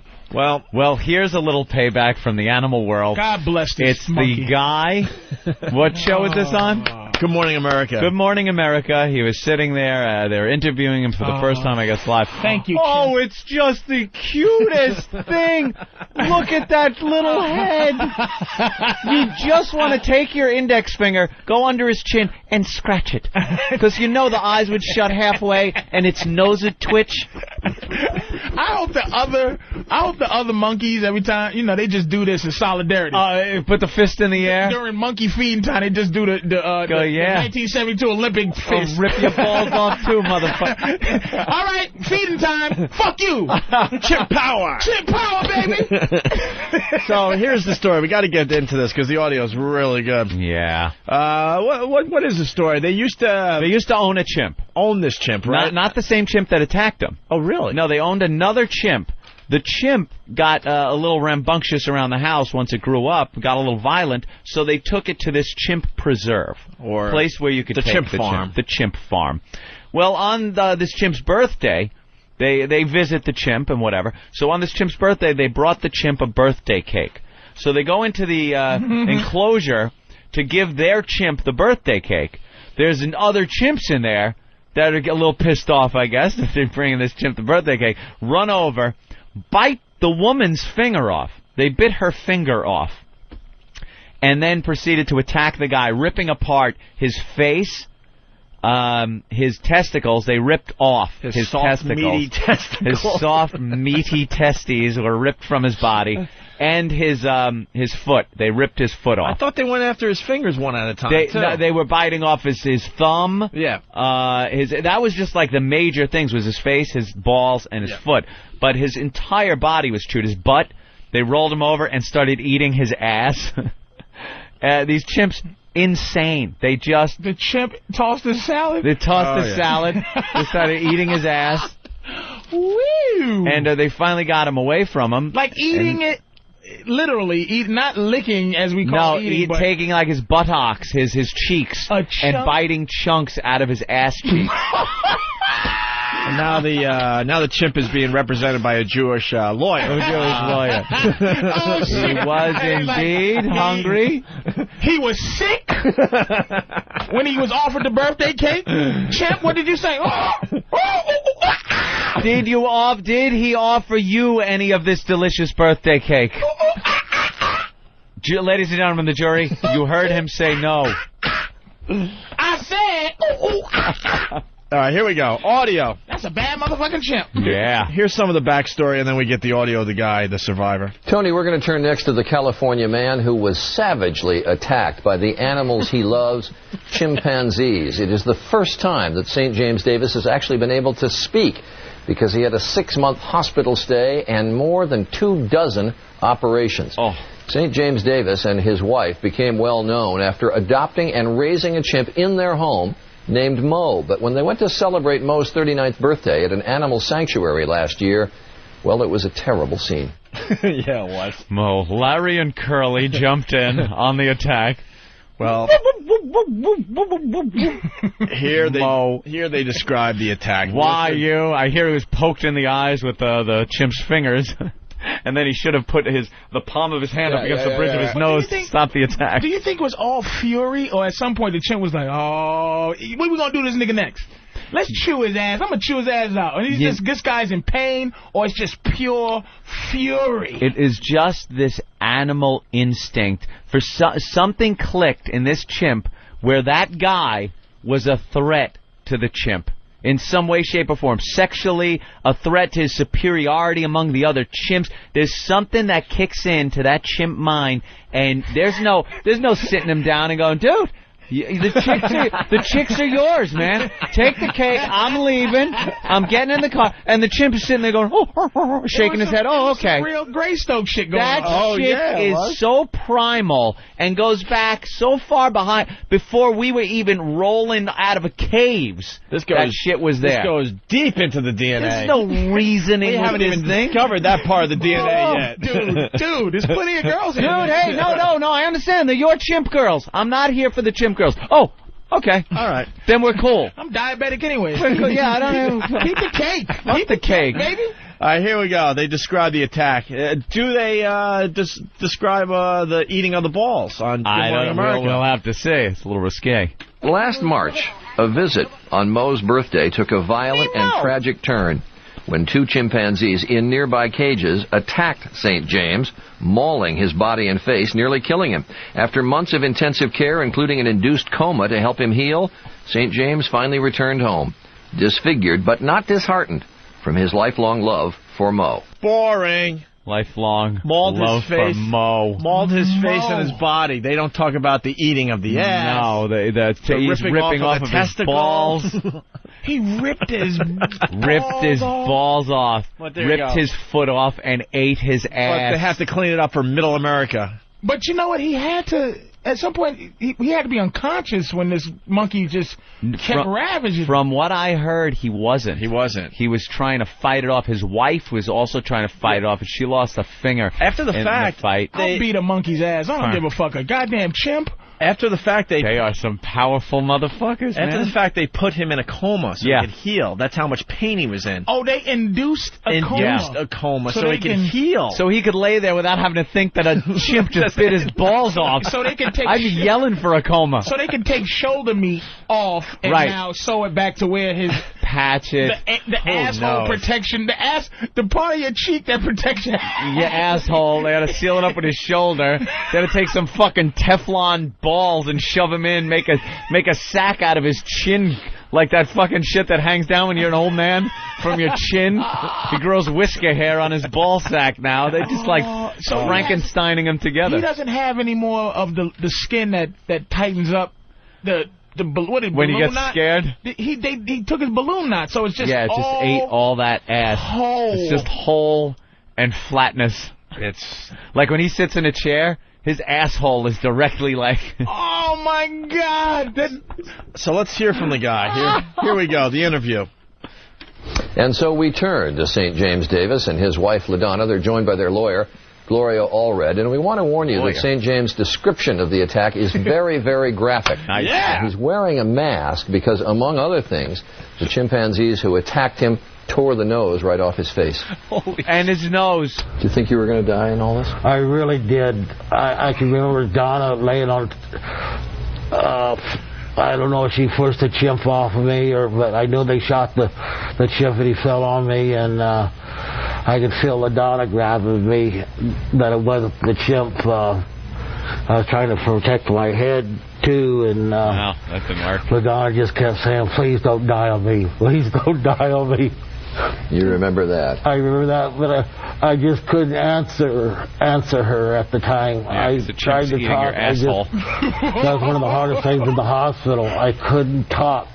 Even the helicopter ride, they thought, take him to the coroner's office. A couple other hospitals refused to take care of me or thought I was too far gone. And if they did fix me with the head bleed into the skull injury, they figured I'd be a vegetable anyway. Wow. Whoa. Wow. A lawyer. Ripped his nose off. Than brought up a good point. He saw the video, and you could hear the guy's voice. He sounds like that guy from the original Star Wars in the cantina. My friend doesn't like you. I don't like you. I have the death sentence in 5 sectors. The guy that gets his arm cut off by Obi-Wan. His nose is pushed aside. Kind of looks and sounds like that guy.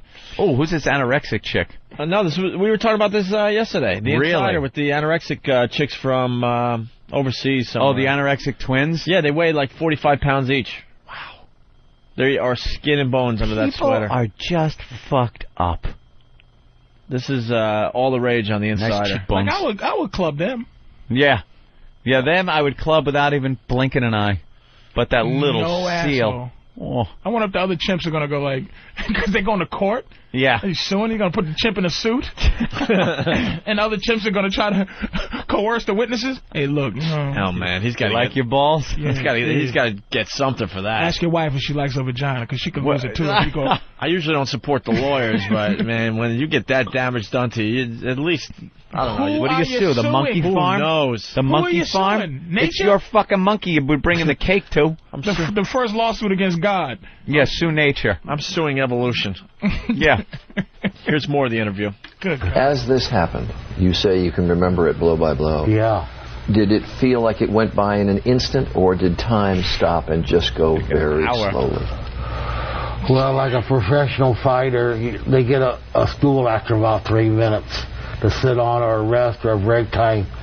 This went on for maybe 10, 15 minutes, and I was so tired, and I was in so much pain, but I had to keep fighting. I kept telling Donna to get out of there or turn the water hose on them, and I never heard a response out of her. And this one with the 2x6 was just pounding the daylights out of me. And a 2x6? A couple times I'd put my arm up, and he'd hit my arm, or he'd hit my neck or back. It was just very excruciating pain. Dude, he was beating him with a fucking board? A 2x6? He picked up a 2x6? Rage, Is that what he said? Rage. He goes, this one with the 2x6. Oh, I thought that was the name of the ape. No, it sounds like some kind of chimp. There might have been some kind of enclosure that they were able to grab a board from. That is fascinating that they picked up and used a simple tool. Did you hear the question? Like, was it how fast was it going? Yeah. It's like Is it over in an instant? It was going like this way. He was chewing his asshole out. Get the hose. Get the hose. He's eating my ass. Oh, that's slow motion. That's slow motion shit. It took 3 minutes to say "hole" and my ass.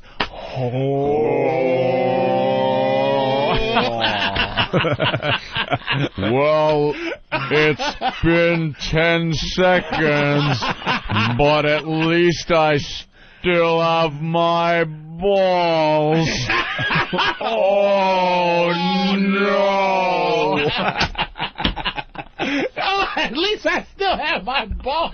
Imagine. Well, 8 minutes in. Oh, that's an eternity. Are you thinking that?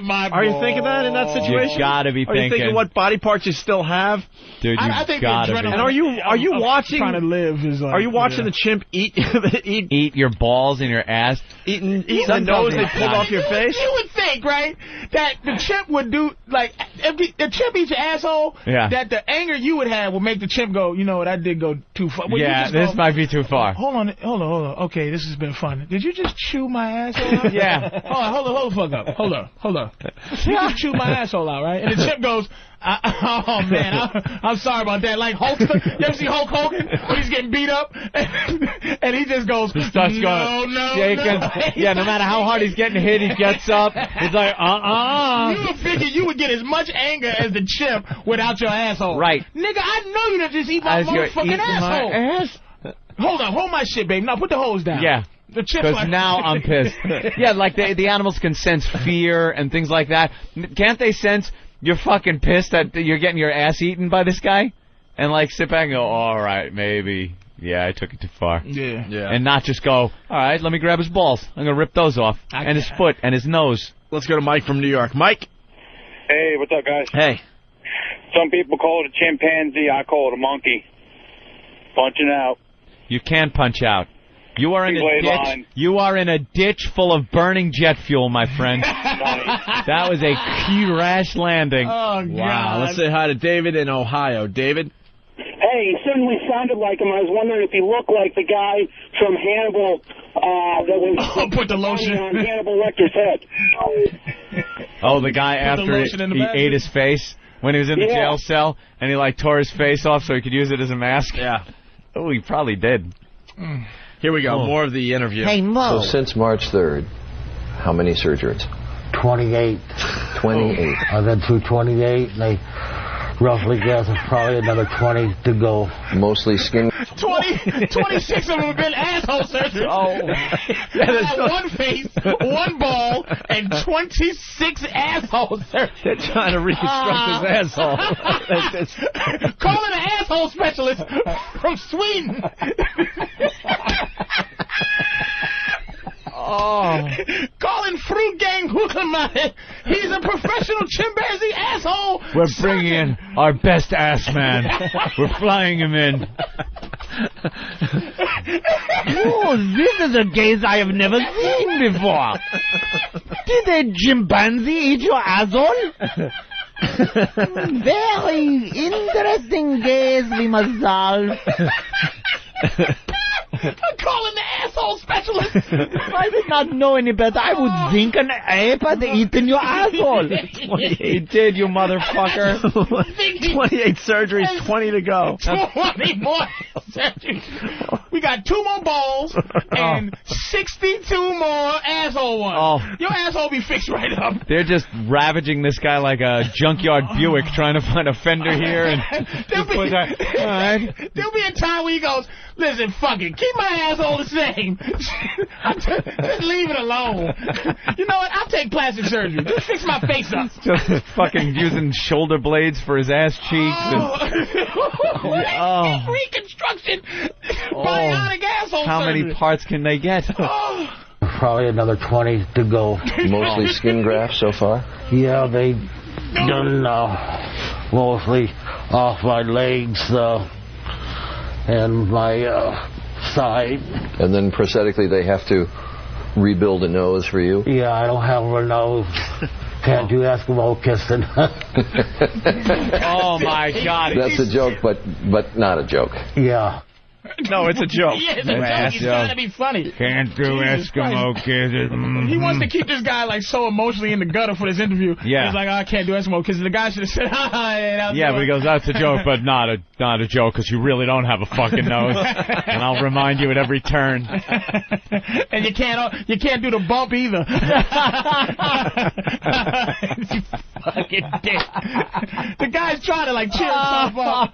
Yeah. Would you stay with your wife if she had an asshole chewed out? Hey, wait a minute. Would she stay with you like, motherfucker, you couldn't hit her with the goddamn hose? I know. The wife was probably just doing nothing. Get this monkey off me! Or maybe she was getting some payback from their relationship. Yeah, I'm going to get the hose. I'm going to get the hose. Chew his asshole out. Chew his asshole out. Come on, Schnookums. We have one more clip. Now, you've got all these surgeries, St. James, to go through still. You have a lot of nursing care to go through. And yet you feel no bitterness toward these animals. Well, little. I know they had to shoot them. Otherwise, I would have been alive. I should point out Mo was not part of this attack, right, LaDonna? No, and I only got one glimpse of him as I was going to the dirt to fall, and I looked directly at Mo, and he was scared to death. I don't think he realized what was even happening. Mo. I would suspect, though, St. James, it would be awfully hard to go back to the scene where you got so viciously attacked. I really don't want to go back to the scene. I'd like to have him maybe put elsewhere. I would feel a lot better if we could be together again. I doubt if he even knows if I'm still alive. But we're hoping that they're going to be able to see him. Is that we're working on that. You get impatient, I know, but all good things in time. Yeah. You take care. All the best to you. LaDonna, thanks. Gloria, thank you. Thank you, Charlie. Thank you, Charlie. Don't let the doorknob hit you. All right, next. You're chewed up. Are you serious, dude? It's like, and poor Mo, and you know what happened? Let me tell you, because I got a tank full of goddamn cichlids. Animals bitch other animals up. You understand? Like some fish, they just, you know who the boss is. That poor Mo was sitting there like, if he could tell him, don't come in here, man. He probably knew Conga beforehand. is a dick. Yeah, that this motherfucker is gonna just eat your ass if you set foot in here. Mo is bitched up. Mo's like, Mo hey, did man, nothing. you know, don't come in here. Do not come in here. Mo got, like, he wasn't in control in the house, and I bet you he could come back home now and be in control because he dealt with the guy that chewed out his master's asshole. Wow. They had to shoot him, though. And then now Mo's going to attack him because he's going to go, Mo. And he's going to go, who is this scary nigga? This guy. You better get out of here with no asshole. Where's my daddy? He had an ass. My daddy had an asshole. Yeah, but Conga ate it. No way, Conga. Oh, boy, testicles, Mo. We're going to eat some asshole. Hey, Mo, come on over. Hey, Mo looks scared. Mo just sitting in the corner as Larry and Curly eat this guy's ass. He's just in the fetal position in the corner of the cage. You'll grab his foot, I'm going to bite his nose off. Oh, my God. What an awful, awful thing to have happen. I'm starting to feel the pain of that. It's just, I know. Starting? He had to get through the asshole protection meat. Like, there's your a lot of meat butt cheek, but there's asshole protection. Yeah. And then there's, like, he got to the asshole. And the balls. This guy must be an excruciating everything. Every day. Every day. And how obscure is it? It's like, you know what? Hey, man, I was a survivor of a terrorist attack, or I was tortured. But it's like, you know, it's so uncool to go, monkey. A monkey got fucked my me ass. up. So it's like, you're that fucked up from a monkey attack, nigga? Yeah. What? It's not like being in Afghanistan and you're shooting at some motherfuckers and they shoot back and clip you and you lose an arm or something. Yeah. And I took out 3 of them and we were, you know. You should see them. Yeah. You can't even say you should see the monkey. You should see the monkey, man. No. Fucking monkey kicked your ass and there was nothing you could do about it. That monkey sitting around, well, he killed him, but he would have been sitting around eating a walnut. Other monkeys, they wouldn't even been going, man, that was some ill shit you did to that asshole. No. It was like... Business as like, usual. You can brag about that. Yo, you went off on that nigga. Man, what happened? Yo, man, you know, you came up in here, right? And then, you know, he just, you know, I didn't like the way he looked at me, so I'd pull his balls off, nigga. They could have thrown him in Rikers and he'd have gotten off better. But that's a threat that if you made to somebody when he's getting ready to fight him, it would be so obscure, like, nigga, I'll chew your asshole out. Rip your foot off your nose. I'll take your balls off and chew your asshole out. You better shut your mouth. Let's go to Dave in Massachusetts. Dave. Ramon, get me an asshole. Punch it out. All right. Hey, we should take a break, Anthony. All right. Before we go to break, one last thing. You know this arch enemy thing? Oh, the meeting with an arch enemy. Arch enemy. I'll play this audio that Tom came up with, and then I have an update, okay? An update? A very good update, yes. Your friends become your enemies, and your enemies become your friends. A lot of people talking. Isn't it funny when you read the message board, the speculation thread, and they grab like a word that was said during a sentence and just run with it, and it's completely wrong. BCN and that is right. Love reading those. And then we hate everyone that was at WAF. Jeremy, Tim Sabie and Jim Brewer used to be a great We'll be taking a meeting with an arch enemy in the very near future. With an arch enemy. You got to think they're going to help us eventually. I believe this meeting will be going down in the very near future. You're meeting with Mr. Pat Morita? No joke. An arch enemy. We might not have a choice. Might not have a choice at this time. That's how I'm justifying this stupid meeting, by the way. It all makes sense now. It has to happen. It has to happen, Anthony. This enemy now will be our friend. Beyond AM, Beyond FM is XM. It has to happen, Anthony. You lose all your friends, and then your enemies become your new friends. The arch enemy? Yes. Will be revealed on Friday. Friday? On Friday. Ooh, the big reveal. The big reveal will be on Friday. Mm-hmm. Oh, yeah. Oh, yeah. This definite? Huh? This is definite? Yeah. Mm-hmm. I believe that's when the press release Oh, there's a press release. Oh, yeah. The arch enemy has been hired. Oh, it's been done. The arch enemy has been hired. When's the meeting? Before or after the press release? Probably after now. After now. Feeling a little bit under the weather. Had to cancel a lot of meetings. Didn't the meeting have some influence on whether this person was coming on board or not? It will all be revealed Friday. Very dramatic. And to DirecTV, Anthony.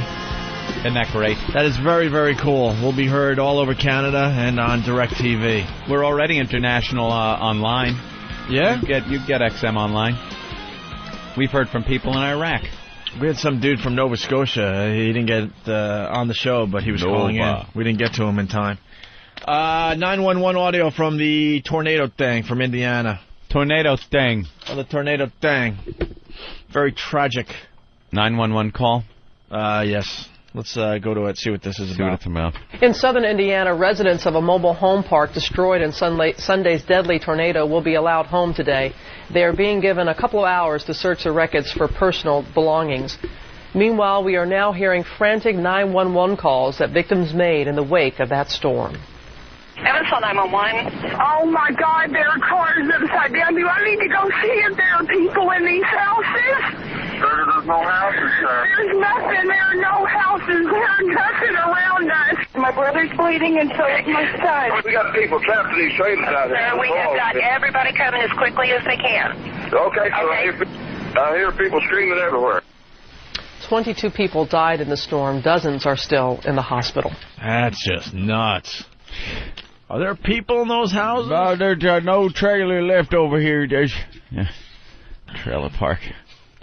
Is this God's thing? Is this God's will again? Of course it is. The finger of God. Yeah, man. Just goes down there flicking fucking towns. Poof. That shit is insanity, man. I was thinking about these national disasters the last couple days, and some people are like, yeah, I see, it's it's just attacking the poor people and the people that we don't really need on this earth, and New Orleans, look who they took out, blah blah blah blah blah. And I was thinking about that, like, that's pretty interesting, right? Yeah, but rich people, they were different disasters. Well, no, what it comes down to, though, with these natural disasters, a long, long time ago, our ancestors figured this shit out for us. It was trial and error, and thank you. Out. I bet you there was a time they tried to build a city in Tornado Alley and said, you know what, this shit ain't going to work. Nah. This ain't working, so we're going to move to a place that's a lot safer than this. Then they tried down in New Orleans, and all of a sudden they get a flood from a hurricane. And that ain't going to work.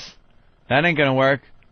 We got to stay away. Maybe we'll move a little further up the coast. The educated people with the money South figure Florida, this. Let's face it, South Florida's not a whole bunch of poor people. You know what I'm saying? No, but they get the hurricanes. Yeah. The hurricanes are serious business. But see, the whole Florida thing is a new phenomenon. I mean, with the old people moving down there.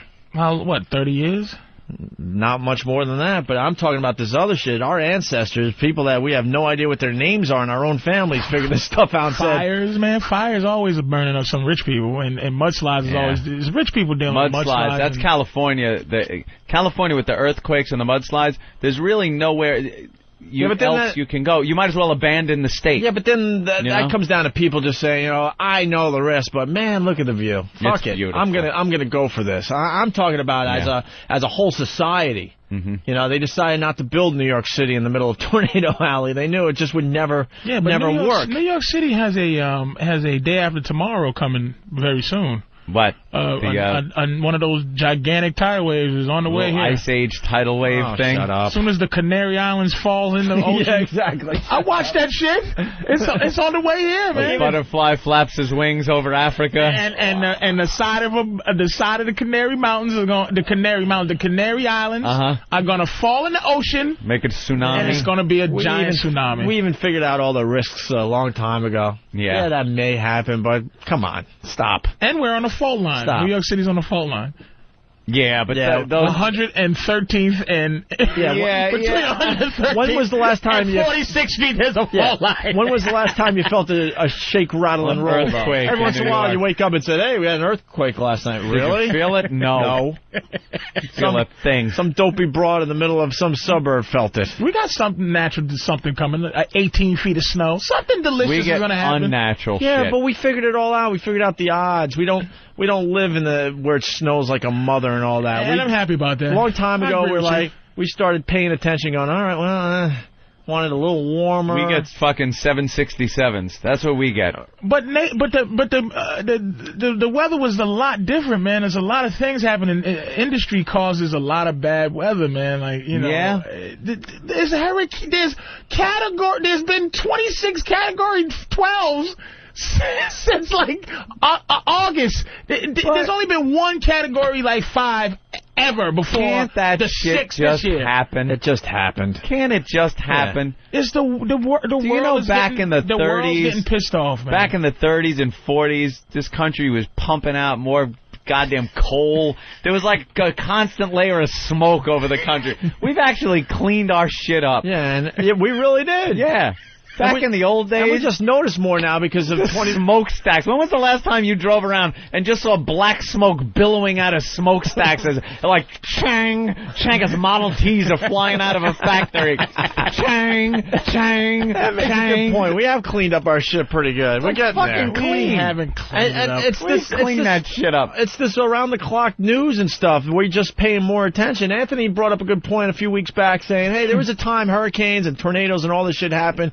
You didn't have a warning, and you never even read about it. You're sitting on the beach in fucking the Gulf, and all of a sudden, such a nice day, but some clouds are rolling in, and there's just swirling death a few miles off there. You think we should leave? Hey, all the... we'll just get a little rain. I think it'll do a little rain. The ocean just sucked away for 6 miles. Yeah, exactly. I'm going to go shell collecting. I bet we get some good shells 6 miles out. Oh, there's some fish laying right there. Bass, let's get some. We're gonna eat good tonight. Listen, I want to go back in time and live where, you know, all this horrific shit was happening and you don't even have a clue. There must have been a time and none. You know, in the land we're sitting on right now, you know, just living our lives, and on the other side of the world, just millions of people are dying, and you would go through your entire life Wouldn't and have even know no about fucking clue. You know that there are people that it's not that people feel. There's people still living on the side of Mount Vesuvius. There's still people living in Pompeii or whatever the fuck. No one moved. Yeah, but that was the first thing we figured out. Obviously, all right, we're not going to build a city here. You know, it's trial and error. It's trial and error. That's why smarter here. That's why a lot of these national disasters happen in the poor areas. Because they're the people that moved in. Because they're the people that moved in. I'm telling you. Like a Republican? Why build a nice house in Tornado Alley when it's going to get destroyed, when you can just wheel your trailer home in? How about the fires every week where rich people live? Where's that? Someone in the back. Colorado woods. The big fires that burned down all those houses. Down all those rich white people's homes. Yeah. Because that's, no, he doesn't have a point. That's Mother Nature? Yeah, but then there's also people that are just stubborn and in general. I'm talking about as a group, we figure this shit out. There'll always be the stubborn people going, fuck that, I'm building my, a multi-million-dollar house in the middle of Tornado When was the Alley. last time you saw a major city consumed by a forest fire? See, that's what I'm saying.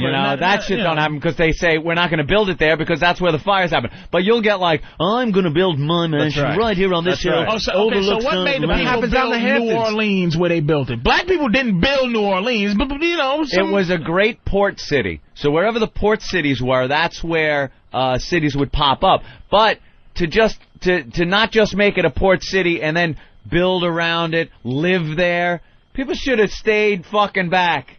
Stayed back. Let the railroads go in, pick up your goods, and take them to where the water doesn't come up every so often. Those Ohio floods that happen twice a goddamn year, those aren't a bunch of poor people. I don't think that. My point is, it's Ohio. It's Mother Nature. It makes decisions. This city has got something coming. No, but you think it does? You look at 75 feet of snow. They got the map of America right there. Yeah. You know where the shit is most likely to happen. And our ancestors figured that out a long time ago and moved out of those areas. The rich and the one is coming more fortunate. Forever. California. In California. Yeah, the big one. They keep warning us. It's like, hey, we don't know when, but the big one is coming. There's an asteroid with our name on it somewhere. Well, the asteroid, we're all fucked. We're all doomed. When it happens because this planet gets bombarded every day with something from outer space. It's just a big block of cheese is about to hit. Small enough, it burns up. We have our protection. But the big one, you just got to hope the Earth's turned a certain way. It's not on your house. It happens to be on the poor other people. side of the Earth. I feel bad. It's just a thought I had. But poor people, and you know, I just thought the ancestors figured out the good areas to live poor and white moved people. out of these poor white areas. people. Poor white people. So. Poor white people get the tornadoes. You never fucking see black people going, everything was just taken away in 1 second. All that. New Orleans. When's the last time you could think of? And I'm not a history goddamn major, but when's the last time you heard of a bunch of black people really? We deal with violence most of the time, poor black people. But when's the last time you heard of poor black folks besides New Orleans dealing with some goddamn wind or some water? You're right, or big snow, or never. You are absolutely right. This is a poor white people problem. They live in the urban areas, and like we were saying, it's been figured out where to put urban areas. Why wouldn't they put if it's racism like that? Why wouldn't they make the biggest projects in Tornado Alley? See? Let them niggas deal with that wind. Because we need to get our drugs, man. We don't want to travel too far. Not only that, by the time we figured that shit out, you guys were already onto us. And we go, I'm not moving there. Ah, you hunkies. There you go. Trying to put us in the middle of the tricky cracker wind. There you go. Doing what you do. Let me tell you, this is a paradise, Tyrone. You're going to move into this place. It's going to be wonderful. Where is it? Kansas. It's in Kansas. And just this luxury fucking apartment building. Kansas. Kansas, Kentucky. Built a couple of them. Yeah. That's where them Jayhawks are, right? Oh, yeah, beautiful Jayhawks. You're going to love it. You're going to love it. Tyrone in Kansas. That shit it's amazing, man. Wind kills white Mother people. Nature, that's the arrogance, right? Right there. The arrogance. That's why people get their assholes eaten out. Is because there's nowhere you can go to stop the God's wrath. No. Nowhere. There's no fixing it. Eventually, you're probably right. Eventually, New York will have some huge natural disaster. Something nasty but I think, to happen. I think we're much more in danger of ourselves, technology, terrorism, we're things like that. Oceanside City or something, whatever the water. We're on the Atlantic, aren't we, somewhere? Yeah, but nothing happens here. There isn't this big fucking fault line running that's going to make a tsunami. Yeah, the water isn't crazy. It's not. And we got a bumper called Long Island. Long Island, a little buffer there. A little buffer. That's nice. Keeping everything. Long Island. You know. Fuck it. What's really going to happen? Exactly. It's just a stupid theory I'm working on. You keep working on that one. Just poor people in dealing with this situation. Well, yeah, I'm thinking the ancestors. We had all of America. We're like, all right, covered wagons, settled down, built a little village. Shit out, going, all right, let's build a town here. Oh fuck, there's too many tornadoes, so we'll move it a little further this way, a little further that way. Like why Chicago? Because Chicago's in the Midwest with all that. Yeah, but there's horse shit. It's another port city though, Chicago. Chicago, right on the lake. What? Right on the lake. A lot of commerce comes into Chicago on the lake. On the lake? The Great Lake. There's a Great Lake. But isn't only... There were a lot of There's no outlets. Is there an outlet for that lake? You could get up into Canada. You could get out. Didn't Lewis and Clark find a way? Or that other two guys? I don't know. The lakes they're massive, man. And there were a lot of Henry Hudson. There were a lot of cities on the lake, and now they're not rebuilding those areas anymore because they don't want to live there. Where's that? Like Buffalo. Has its problems. Well, see, now that's a stupid city. That's the dumbest city in the United States. They had a lot of industry up and down. I'll say it, up and down the coast of that lake there. That is somewhere that Buffalo the dumbest city? Years ago, when Opie was talking about when we would trial and error, you set up a little village. If it lasts, it builds, it gets bigger and bigger. If it gets blown away or frozen over or something, you move on. You go somewhere else. Buffalo, for some reason, decided, hey, this place is a fucking freezer. But, let's stay here. And every year they get snowed in to where, you walk down the sidewalks and the snow is over your head, right? Yeah. I spent like 3 winters there. There's no reason gotta be snowing to have a major city in that kind of cold. So. But, God bless them. Wow, sit there watching they just knew where to build them. Like they built them there and they said, oh shit, this is a lot of wind right here. Let's get towns, how many of these, like, booming fucking honky-tonk piano-playing saloon places just blew away? Yeah. But like, then, this is great. Who was alive to go, maybe we should... Listen to me. It would take too many years for trial and error to go. Couple of hundred. You know what? That's where the Doppler comes in. That's where you go. Oh, that people move now. They didn't move then. They stayed. No, I think their town blew away and they said, "Fuck this!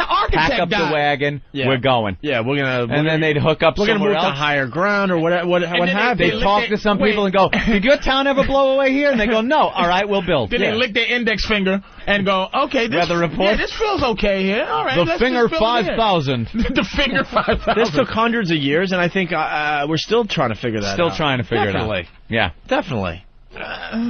Now we get hit by those 100, 200-year storm things that happen and go, see, we didn't know. Arizona's becoming the new rage for the old people, right? Maybe because of no pollen but it's 112 all the old degrees. people It's said dry heat. all the old people said, "Fuck, we could get around America a lot faster. Let's move south and live in Florida."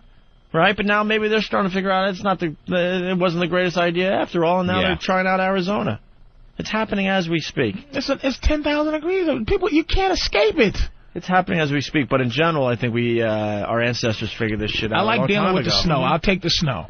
I feel comfortable that even if there's some evil snowstorm, that we could still make it. You've been to L.A.? They don't have a lot of large buildings. Well, because of the earthquakes, man. Yeah. Well, there was a time they were building large buildings, and they kept being knocked down, saying, "What the fuck are we doing?"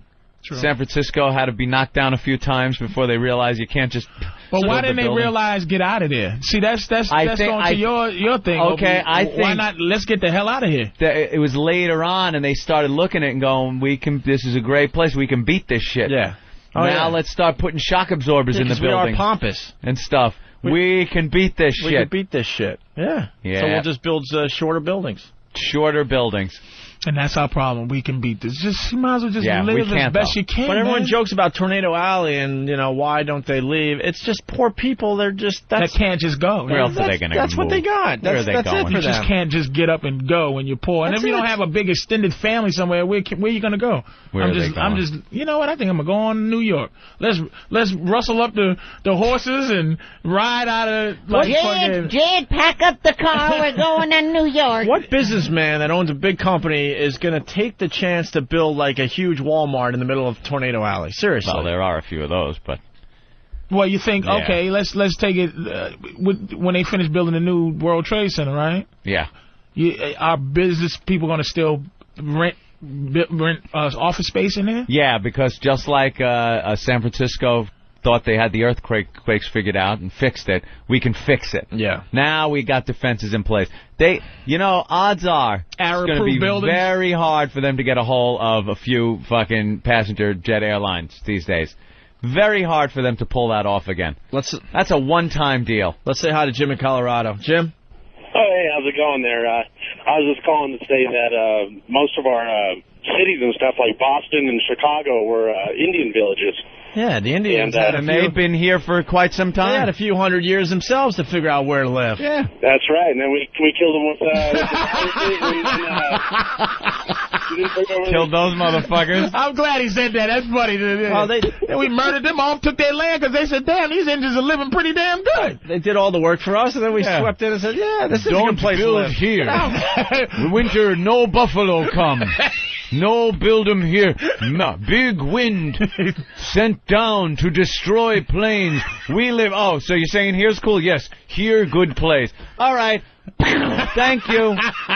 Thank you. You know something? That's actually genius, man. Anything that makes sense to me, man. That makes a lot of sense. The Indians came. They were here. How long you been here? Many moons. Many moon. And it's like, all right, nice talking to you. Here's some liquor and some corn. Nice talking to you. Anything bad happen here? No, but last village, big spinning wind god come. Take village away. Spinning wind god. Okay, we don't live where spinning wind god is. Right. I gave my daughter last month. Me give daughter last month. Still spinning wind god. Spinning wind god. Then we move further, so more warmth, and we go to water, but then big spinning water god come and take village away. Oh, we're spinning water god. I don't like the sound of him. Where else he go? I like the sound of him. Went west, further toward where sun set 'em, and then big shaky god shake our village down. I'm glad you're seeing it my way finally. But the Indians, there's some logic in this. That's okay. There's some logic in this. I go with that because at least it gives the Indians the. I like a story that makes white people the villain. The bad guys. Opie's story, white people was like, "Hey man, we came here and we were building. That's what we did." But it's like, okay, the Indian thing I can go with. I said, like answer. I mean, a long time ago. I mean, Tornado Alley's not all of a sudden going to be the East Coast. Big spinning Windham god. We absolutely, as white people, we're not the bad guys in that either. I gotta defend Whitey when it comes to the Indians and the United States of America. Patrice is looking at me like I'm insane. How? You know what? That's so outrageous. Please defend slavery first. First. Because that's so outrageous that you would say we're not the bad guys in this? I have to explain why. That's why they own these casinos now, because of your goddamn guilt for what you did to them. Go.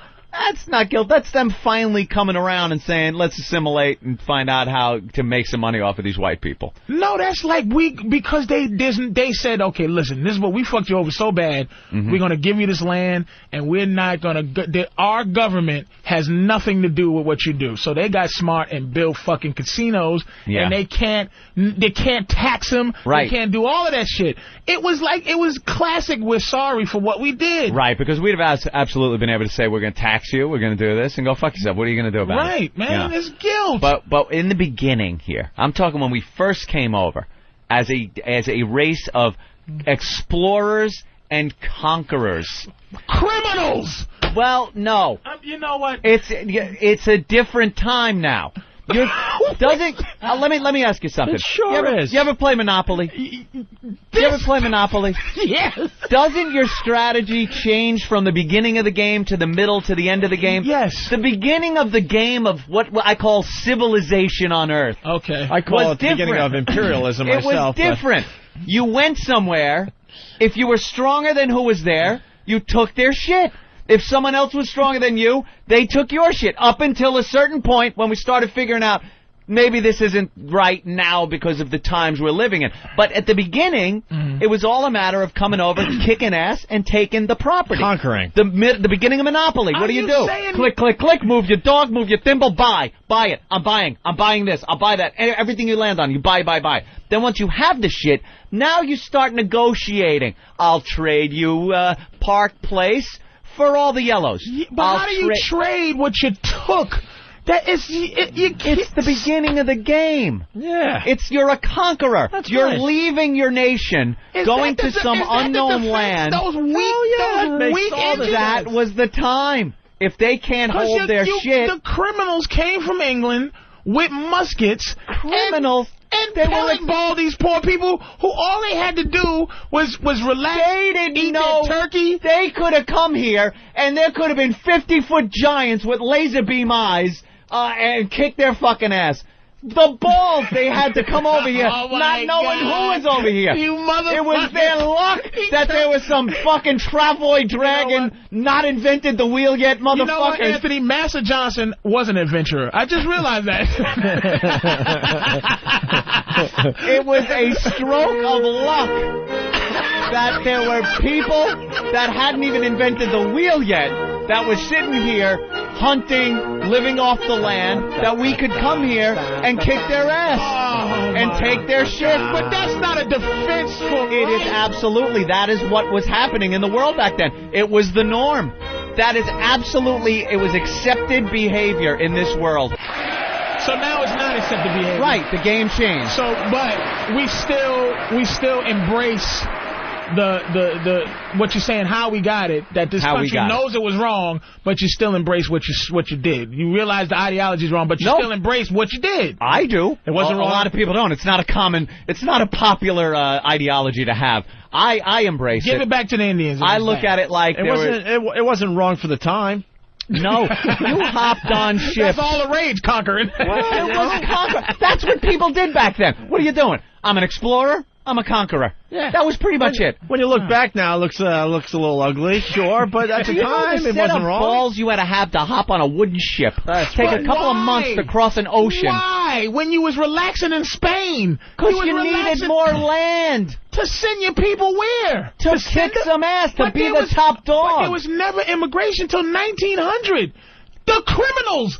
Let me tell you. How could you be a criminal when there was no one had a say on who owned what? Because England threw the stinking pilgrims out. That's what Australia is. Australia is a prison colony. A bunch of criminals that England got rid of. This country was founded by criminals. There's no explorers. No, Australia's different. Their criminals were sent over there. And so they were sent here. The pilgrims were fucking criminals from England. Right. They were having problems with the English government. They were adventurers. Oh, yes, they were. You know, they get the fuck out of our country. That's what they were. They weren't like explorers. Okay, I'll give you that they were get the fuck out of our country, but they were explorers. They didn't know what was in there. They didn't know what was over here. They were thrown out. If I throw you out the house... Okay, here's what they call homeless people now. Homeless people should be called explorers. Because you throw a motherfucker out. It's like he's an explorer now because he lives in a box 80 blocks away. Hey, this motherfucker just explored 12th Avenue. I invented 12th Avenue. You know I found it. I found it. They weren't explorers. They were sent over. Columbus was sent over as an explorer to explore the New World. He was a conqueror. I give you him. And he didn't even conquer everybody, but he was a conqueror. Well, that guy was a conqueror. Hey. England was conquerors. How about the tribes in Africa? You don't think they were doing the same shit? They're still doing that shit. Yes, those motherfuckers are still cutting each other up. You don't think the tribes in Africa are looking for better places to live? And can I be honest with you? I'm going to be honest with you two white gentlemen. Yeah. I'm going to tell you something about my history. Yeah. Mm-hmm. One thing that I never grasped, and I have to grasp, somebody has to teach me this, is how because that's the first thing white people say when it comes to slavery. You sold yourself. Right. I don't understand what that means. I don't understand how black people had to do with slavery. I don't get it. There's the village head muckety muck guy who would make a deal with the Europeans that would come over with the boats and sell his people or another tribe that they would capture to the whitey. So Roots was a lie. That white people just came in with a couple of things and tied around your neck and stole some black people? I think it would be difficult for a bunch of Europeans to circumnavigate the jungles to go finding you guys and bringing them into a boat. Go find you guys. I think it's easier to get a muckety muck that knows the lay of the land. Go find you guys. Who needs their ass? You put a middleman in there. He knows where the good spots are. You go risk getting your ass eaten. You think I could stay on the shore here close to the boat? Come run out the jungle. They eat assholes. Don't go in there. Motherfuckers, fuck that. And don't come back, nigga. Make a deal with somebody that knows the lay of the land. Y'all just accept that shit. White people always think a way to absolve themselves from guilt. It's like, hey, that's what they was doing back then, conquering. Hey, y'all, we made deals. Once we figured out you guys actually were human beings, then that's when the problem started, and it had to be remedied, and slavery had to be abolished. But at first, I don't believe slavery. I don't believe slavery. This could. You gotta give us. I don't think it was personal at first. Right. It's business. Because now I just don't think that black people aren't slaves because anybody became good people. I just think, what you gonna do? Have a nigga fax something? Fax this nigga? Or hey, we got educated. You gotta give us a break, man. Like Anthony said, process this shit, motherfucker. You know what I mean? It's like I think that it became. It just reached a point where slavery wasn't a viable thing anymore. It wasn't because I don't think that we're not slaves because it's such a wonderful place now. It is what it is. It's just no place for it. When the cotton gin came around and it could pick thousands more pounds of cotton an hour than a black guy. Then it's like, hey, who needs slavery? Nice talking to you. And I'm not saying, it wasn't racist, because that was one of the things implemented to keep us in control. Yeah. You know what I'm saying? It was also Lincoln's idea of fucking the South. Right. The South ran on slaves. And you take that away, and now you're fighting a war with the South. All of a sudden, you take away what does their work. That's why Lincoln wasn't this, I love black people. Right, no. Free the slave. This is morally reprehensible, and that's like the selling point. But the truth of the matter was, I want to break the South's spine. That's what we're going to do. I think that this country is like you said, poor people. It's a thing for poor people. It's very sensible to put a poor white man. The best weapon you can use against a poor white man is convince him that this country's yours. And really, it's not yours. It's to convince him, like, hey, man, you know what? There's a nigga living better than you. Some rich white guy going, a nigga's down the street living better than you. Go get him, white man. This is the white man's country. Go get him. Go get him. Because it's a dream you selling, that entitlement shit where you go, how the hell can I be broke? How can I watch, this is why white people hate T.O., and how can I watch this nigga who's making this much millions of dollars, and I should be doing that, and this is my goddamn country. Do you think that thinking is still going on widespread? Motherfucker, people from Poland... Entitlement. People from Poland are in the Klan saying, get out of my country. Polish descendants are saying, go back to Africa or whatever you're going to do. And I'm like, you just got here last week. Your people just got here, you Polak. How can you be racist? It's not the fault of the people that we're this way when it comes to racism. We need racism to keep it going. I don't think it's racism, though. I don't think it's race. I think it's just economics. I think any poor guy looks and goes, I'm entitled, white, black, or anything. Black guys will walk around all the time and go, I ain't working at McDonald's, motherfucker. I see this guy at IBM making money. I ain't fucking... And it's like, how about you start there and work yourself up? Some TV show. It was on last night. No motherfucking McDonald's? No, it's people seem entitled. Yeah, they look at other more successful people, black or white, and go... what the fuck? Why is this guy living better than me? It's more divide and conquer. Because most of the McDonald's is nothing but young black kids, but that's another fuel for these goofy Africans and Haitians that come over, and they go, you disgust. They do what you did, because there's a Haitian doing an impression of a black kid going, I ain't going to work at no motherfucking McDonald's. So that they go, how can they do this when they had the thing with the thing in McDonald's? I work so hard to make not just a 1 cent, a cent. They pay you $5 an hour just to flip a burger. Well, here's a question I got. Get on, man. Here's a question I got. Why are you guys still holding a grudge?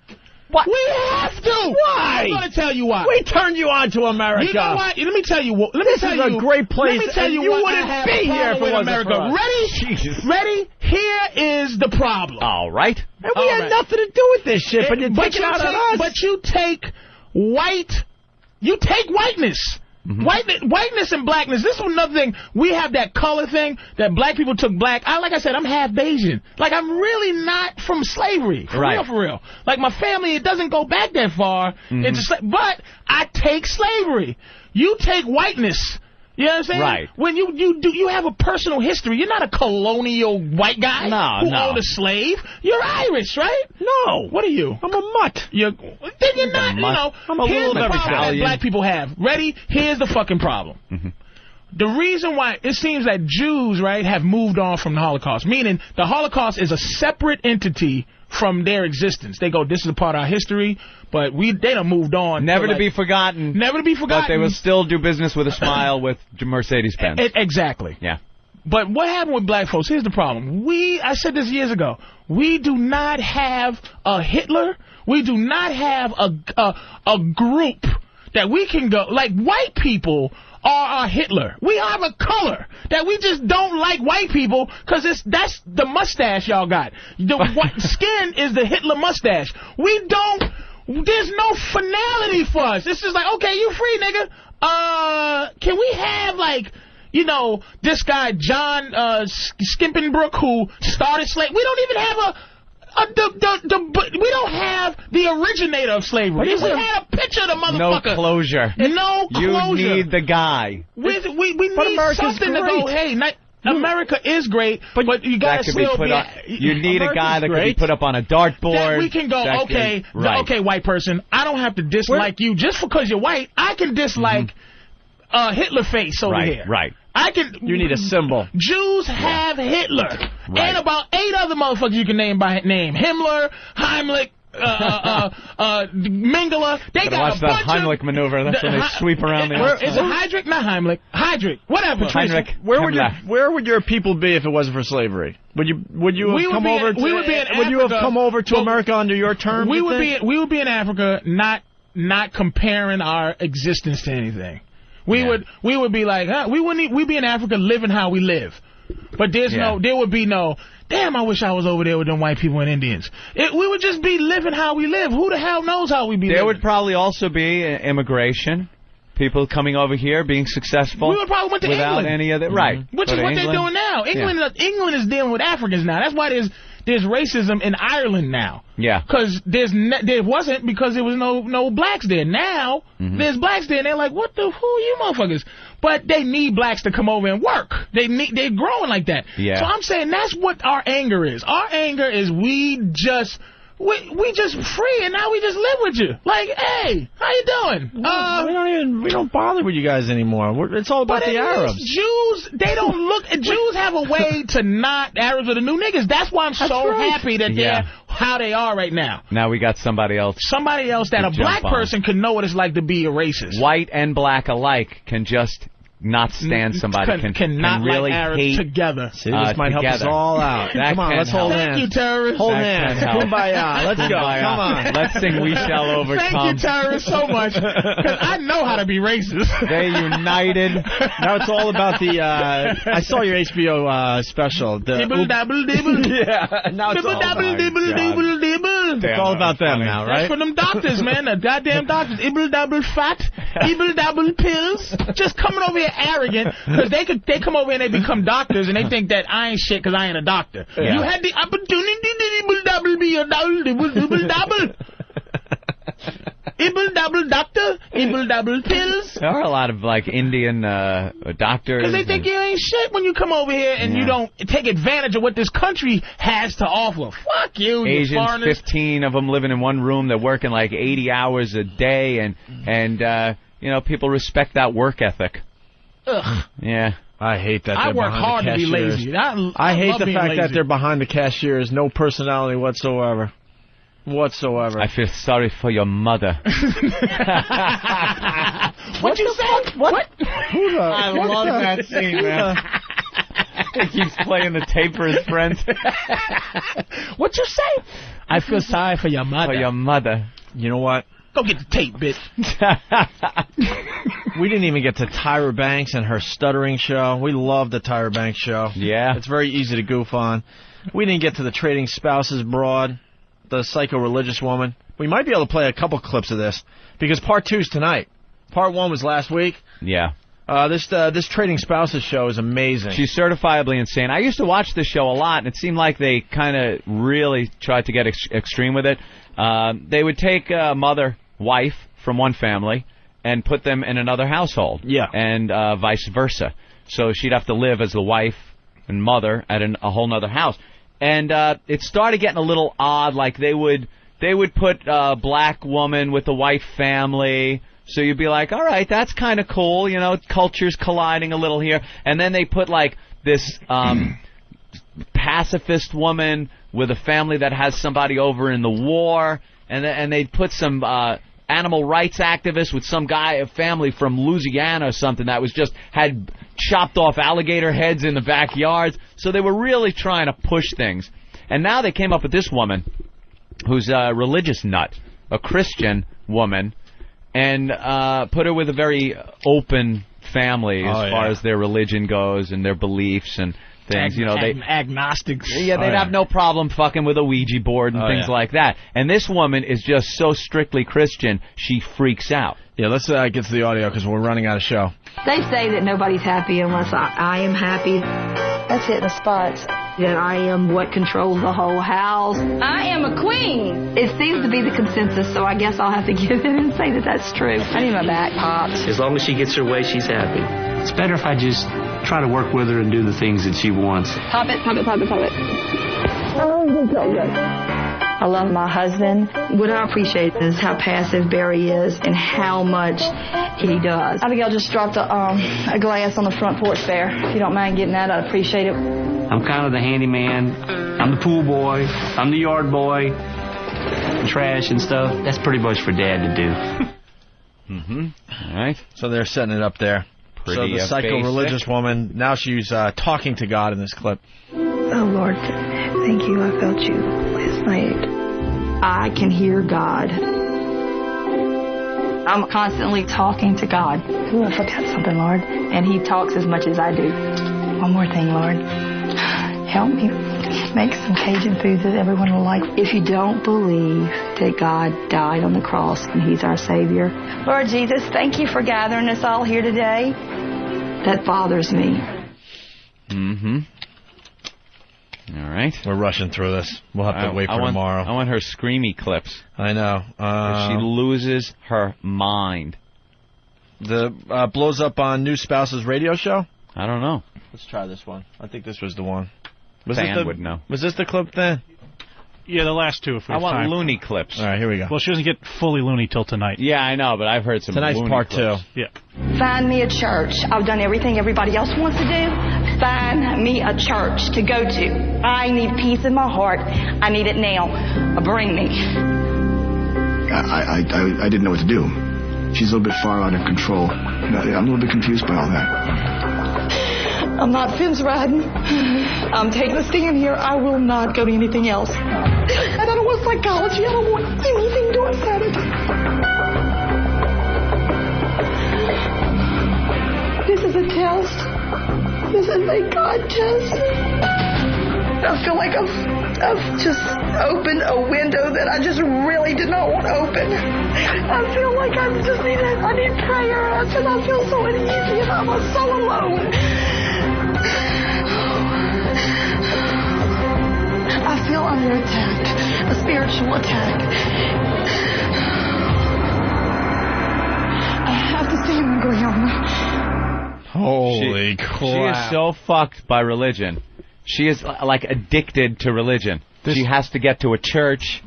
This whole reaction is simply because the guy had a psychic on his radio show.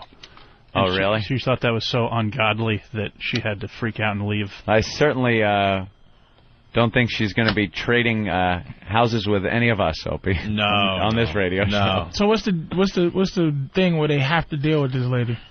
They trade. Yeah, it all comes down to money. At the end, they give him like $50,000, and you got to. The woman that is put in the other household gets to decide how that money is spent amongst the household.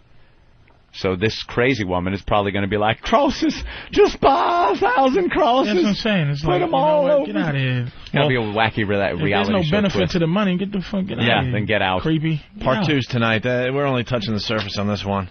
The audio tonight should be really good. Yes, Nathaniel? Yeah, well, there's no time, but there's great audio for just puking for no reason. I know. Puking Say that for tomorrow. For no reason. Yep. Let's keep that over here. All right. Tune in tomorrow. Yeah, tune in tomorrow. I know. We probably shouldn't even started that segment. Let's say hi to Rob on Long Island. Rob? What's going on, guys? Hey, Rob. Yeah, I learned that Peter Griffin is still the reigning mayor in Boston. Punching out, guys. All right, Jim in Connecticut. What did you learn on the show today, Jim? I learned that Anthony saved the balls and leaves the ass. Shut up, you godfather line. Brian in Chicago. Yeah, I learned today that Patrice is the new Darren Stevens. That's right. Let's say hi to Ed in Tennessee. Ed? Yeah, it's not so much what I learned. I think it's what Patrice owes you is a thank you for bringing his race to this country. Cocksucker. Yeah, if I had more time, I would make you thank me, Patrice. Oh, you motherfucker. That's right. Thank white people. All right, Ed. I'll have a Jew in here tomorrow doing a speech for me, Jack. All right, here's the deal. Vote for your year-end worst of your best bits from the Opie and Anthony show. Since we came to XM Satellite Radio, we're getting a special together for the end of the year. Also, we're looking for your podcasts. That link is up on opieandanthony.com. And the Fat Chick Eating Contest. Details tomorrow, hopefully. Program complete.